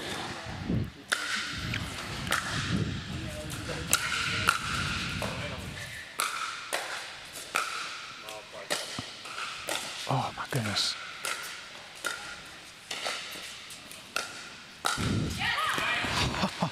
I still can't get over that mean backhanded drive that McDonald had. I saw her face, and it's just like something. The ball did something to her personally. It was that was incredible. Opportunity. And the first one snuffed out by Avery Beck. Yeah, I think game 1, so UVA kind of played into what Utah Tech wants to do. Got into some of those firefights.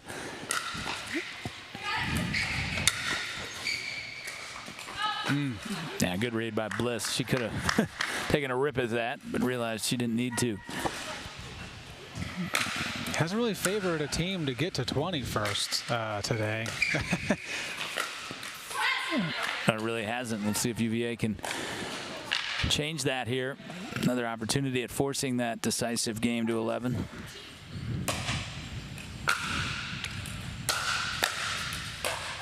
And Sing Sang, he took her eye off the ball there. She was looking middle once again, and I think that time Beck adjusted and kind of slid over to cover.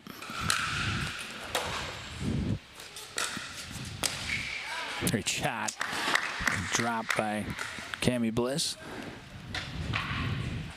Now at 19-20, we'll get a UVA timeout in response. And you can see Beck and Bliss and back smiling again now. They're right back in there.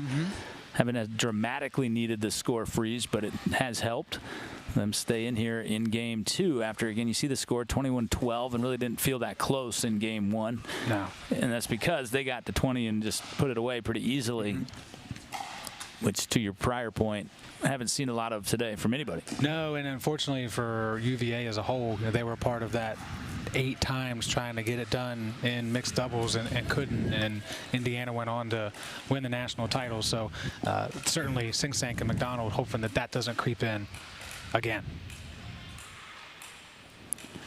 All right, 19-20 off the serve of 20-year-old Avery Beck.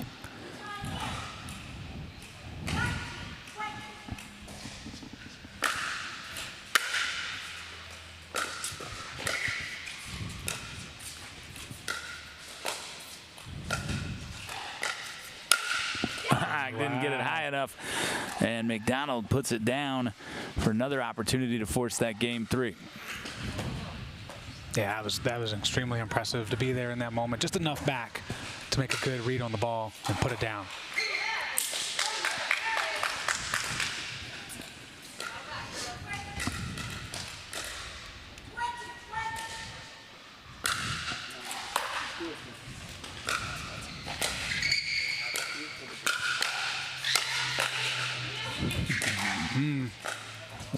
No hesitation there. Oh, wow. Came up and would have been an out ball, but just such a tough read. And if Utah Tech closes it out, it was because of the 2 digs a little bit prior in that point there from Beck. And they will. Utah Tech is your women's doubles national champion, and they got there in straight games. Didn't look like that would be the case. Mostly UVA in game 2. But Utah Tech undaunted, and it's Beck and Bliss. They will host the trophy. They are your DUPR Collegiate Individual Nationals champion, and I think rightfully so. We saw a lot of firepower in that first game, and then we saw champions poise in the second after UVA made a nice adjustment. I would agree with that assessment. I think it's certainly going to be unfortunate for UVA to be that close and know they had it on the tip of their paddle, if you will, but largely throughout the entire match it was clear that Utah Tech had the advantage. They, whatever it might be, whether it's the amount of games they've played together already or what the case, they had the long break, who knows, but at the end of the day it does feel like the team that should have won did, and congratulations to them for being able to hoist that trophy or that check here in a little bit. Yeah, absolutely. 1,000 scholarship money to each of those young ladies as they continue their education at Utah Tech. UVA, strong showing once again in this tournament. They go home without a title, but they were pretty much in every medium as they got down to the wire. So another fantastic season for them through this spring season as well. We say congratulations once again to all of our champions today. Timmy Manzano, Jack Monroe got us started in men's doubles. That was as dramatic as you get, 27-25 in game 2. Timmy just came over and said, "Hey, I watched a little bit. Thanks for taking it easy on me." We said, "Dude, you won." Yeah. So congratulations to them again, to Jack Monroe. He is your men's singles champion. On the other side, comeback of the day belongs to Mev Savdar and Michael Asplund. That was incredible. They were down 20-11 in game 2 and somehow rallied their way back. Still not sure how that worked out. And then Savdar comes back right on the heels of that and also wins the title in women's singles. Beyond impressive showing for the Hoosiers of Indiana. Fun day today. We can't say thanks enough to Kyle Salim. Malenko, Eddie Atkins, and Ariel Butler. There we are. I'm John, and he's Joe. We also, of course, appreciate the invitation from our friends from DUPR, and another fantastic job by Jacob, Johnny, Hunter, and the entire gang. Really can't wait to see where they take it. No, the next time, hopefully, we're asked part to do of this. it. Yes, this has been fantastic. I didn't know if I would feel that way at 4:30 this morning, but I definitely feel that way now. So worth the trip. Great driving by you. Great napping by me. Richmond will be back tomorrow, but in the meantime, we're going to enjoy the Pickle Lodge. Hope you enjoyed the action from the Pickle Lodge as well. For all of the aforementioned and everybody else, we say thanks so much for being with us. We'll talk to you next time again. This has been the DUPR National Collegiate Individual Nationals just outside of Cincinnati, Ohio. Good night, everybody.